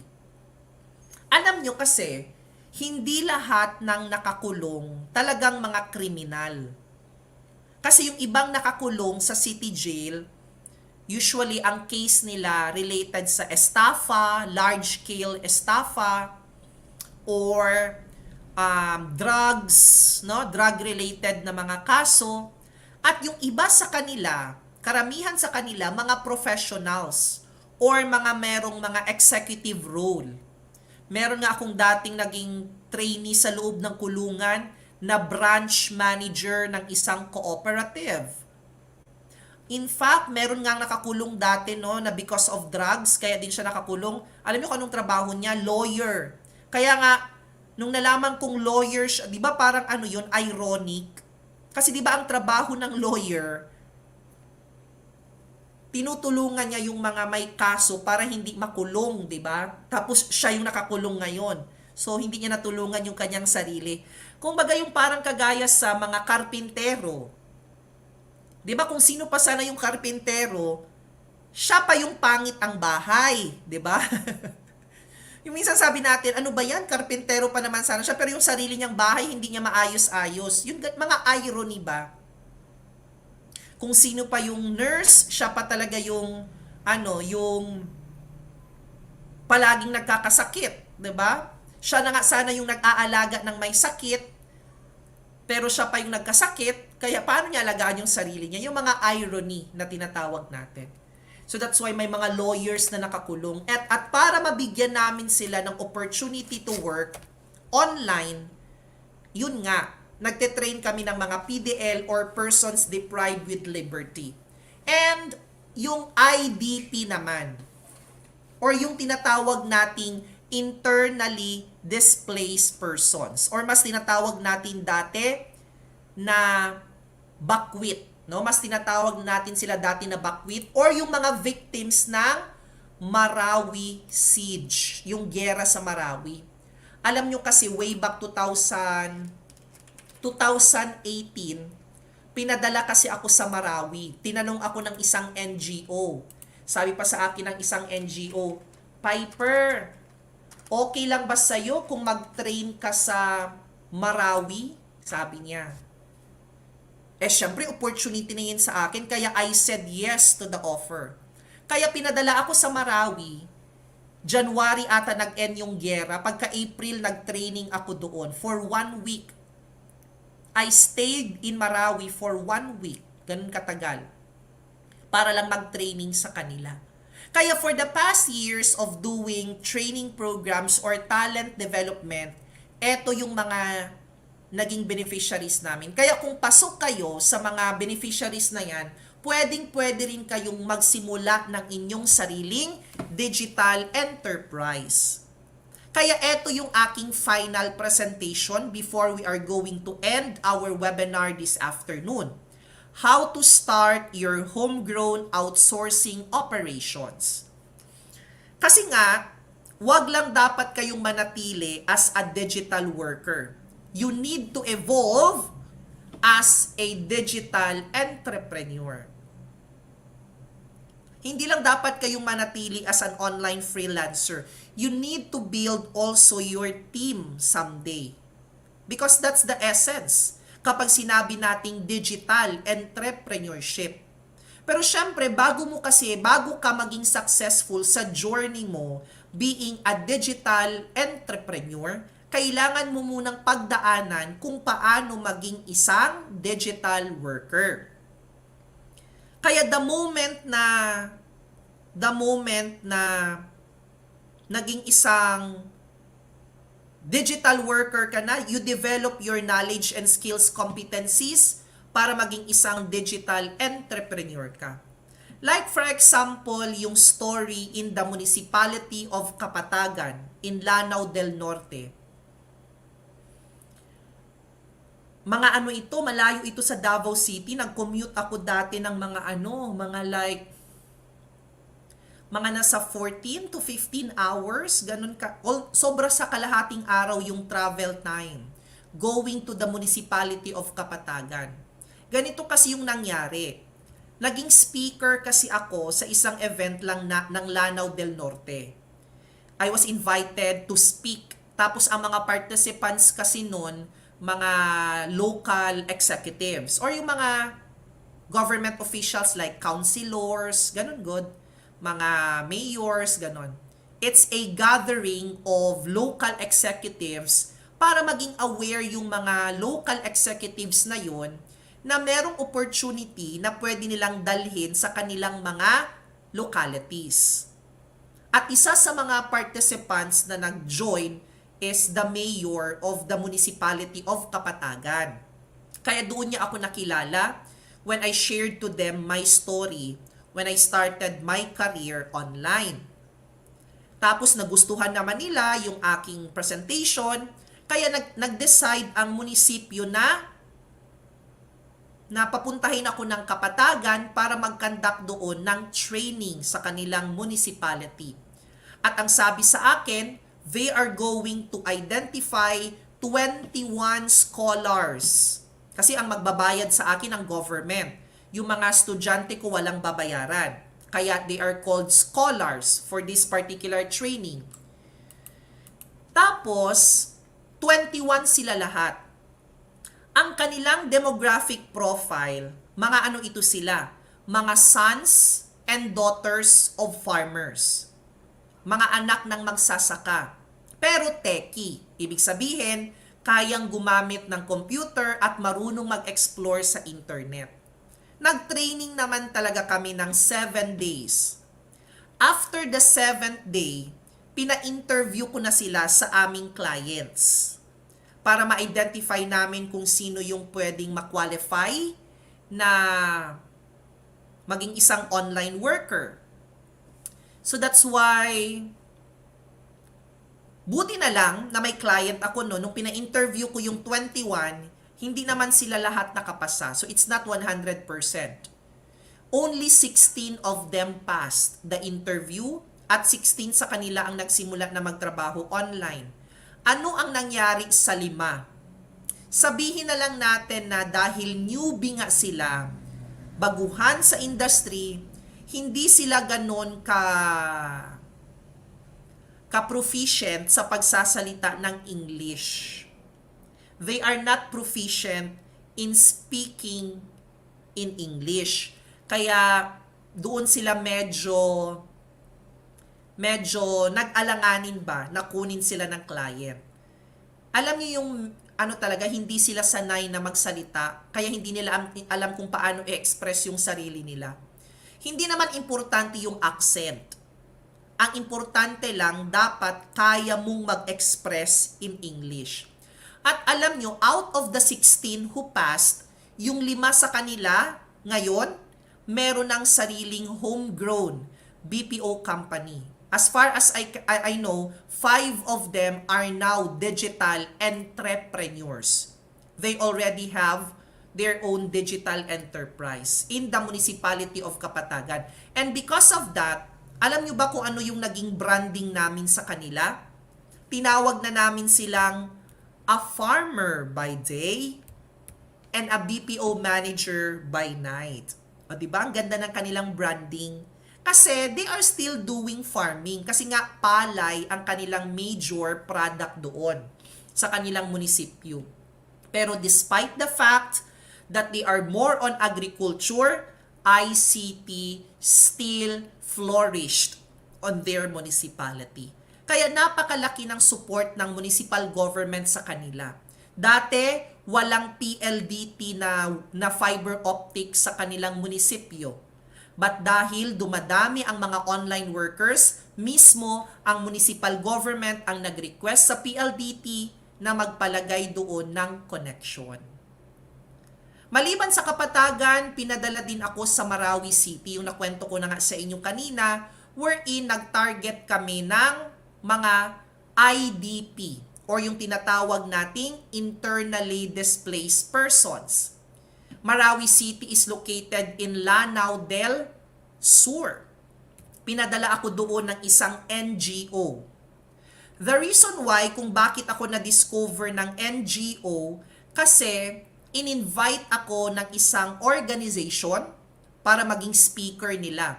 Yung European Chamber of Commerce dito sa Davao. In-invite nila ako mag-speaker. Tapos wala yun siyang honorarium, walang bayad yun. Tinanggap ko yung project because again, that is exposure. At buti na nga lang, tinanggap ko talaga yung invitation kahit wala silang budget para sa resource speaker nila. Kasi, nung time na nag-talk ako, isa sa mga participants is the country manager of that particular international organization, yung NGO na yon. Kaya after kong nag-talk, kinausap niya ako at ang tanong niya talaga sa akin, "Hi Miss Piper, I am actually listening to your talk, tapos nagustuhan ko yung advocacy mo of helping Filipinos, ganun and so on and so forth. Will you accept our invitation na i-invite ka namin to train people in Marawi City?" Sabi ko, "Hala, Marawi?" Syempre maraming takot sa Marawi City noon. Pero naisip ko na during that time, ang security nakafocus lahat kay Marawi. Kasi nga, katatapos lang ng gyera. So the security, the armed forces, strict ang pag-implement doon. Kaya sabi ko, sure na sure ako na secured naman ako doon. Kaya, anong nangyari? Inaccept ko yung offer. Pinadala ako sa Marawi City para mag-train ng 25 na mga Maranaos. Maranao kasi yung sa Marawi, di ba? Mga Islam, to be specific, Maranao. 25 sila. Mga victims ito ng gera sa Marawi. Kaya para ma-rehabilitate sila, para ma-rehabilitate namin, makatulong kami for the rehabilitation of the people, nag-training nga kami. And out of the 25 IDPs, si Halil Bakarat ang isa sa mga successful na online worker na naiproduce namin right after the training program. And we are very proud to say na yung training na ginawa ng NGO sa Marawi City, eto yung kauna-unahang training for online job na nai-record for Marawi City nga. Alam nyo kasi, isa sa mga problems in Marawi, yung internet connection. On selected areas lang din naman. Eto, kung saan kami nag-training, internet cafe kasi ito. At nasa loob siya ng compound ng MSU, the Mindanao State University. Kaya secured yung mga internet connection doon. Alam nyo kasi, pag nasa outside or yung mga residential, pag nasa residential ka kasi, pag naglagay daw ang PLDT doon or yung telco ng connection, kasi dati wala pang fiber optics, ang ginagamit DSL. Tapos yung wire ng DSL, it is made of copper. Tapos alam nyo naman yung copper, di ba? Ninanakaw yung wire kasi para ipakilo yung copper. Kaya nung naglagay na ng fiber optics, hindi na ninanakaw ang mga wires. Kasi hindi naman pwedeng mabenta yung fiber optics eh. Pero dati daw problema daw talaga yung internet connection sa kanila kasi maraming kumukuha. Maglagay ang PLDT daw ng internet connection pero after how many weeks, mawawala yung wire. Mismo, yung mga taga doon lang din ang magnanakaw ng mga wires. Pag residential area, pero pag commercial, okay lang din naman. Kaya nung nagkaroon ng training doon, na-recognize yun siya ng Government of Marawi. Si Halil Bacarat as a virtual assistant, nagtrabaho din ito before sa office ni ni former ASEC Mocha Uson. 'Di ba si Mocha Uson, assistant secretary yan siya dati ng PCOO kay Martin Andanar. Kaya tapos si Mocha Uson palaging pumupunta ng Marawi noon. Then nagkataon na habang naglalakad siya sa Marawi, na-interview niya si Halil. At nalaman niya na si Halil ay isang online worker.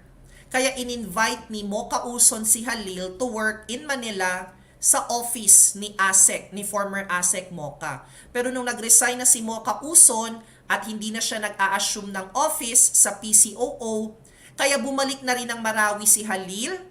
Tapos, nagpatuloy siya sa kanyang trabaho as a virtual assistant. Kaya eto yung tandaan ninyong lahat. No? This will be my last presentation actually. Kaya this is what you need to remember. If others did it, kung nakaya ng karamihan, then what's the reason that you cannot? Kung nagawa ng deaf and blind, kung nagawa ng mute, how much more tayo? Pwede rin nating magawa yon. Kaya always remember na you need to really set your goals if you are planning to start building a strong foundation of your digital career.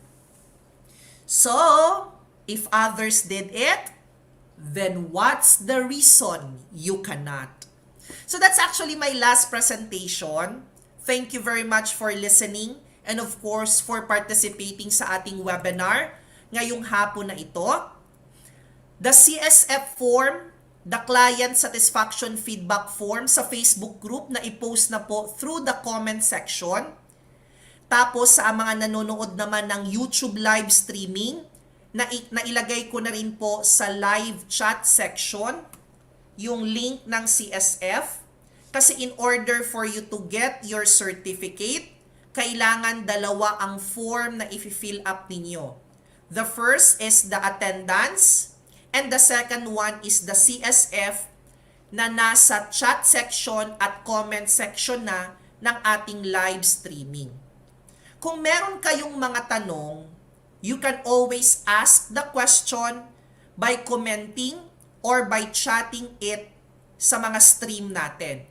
Mababasa ko naman yon if in case you have questions related to the given topic about digital entrepreneurship or about online job nga. So I will just wait for few minutes, no, para sa inyong mga questions kung meron man kayong gustong itanong. While waiting for your questions and while you are filling up the CSF form, let me grab this opportunity to thank the Provincial Office of DTI Bukidnon, especially to Negosyo Center Pangantukan, for inviting me as your resource speaker for today's topic about digital entrepreneurship. So I hope yung ating mga participants both on Facebook and YouTube, meron po kayong mga additional insights na natutunan ngayon pagdating sa paggamit ng information and communications technology into its full advantage. So, that's the end of my presentation. Wala naman akong nakikitang questions as of now.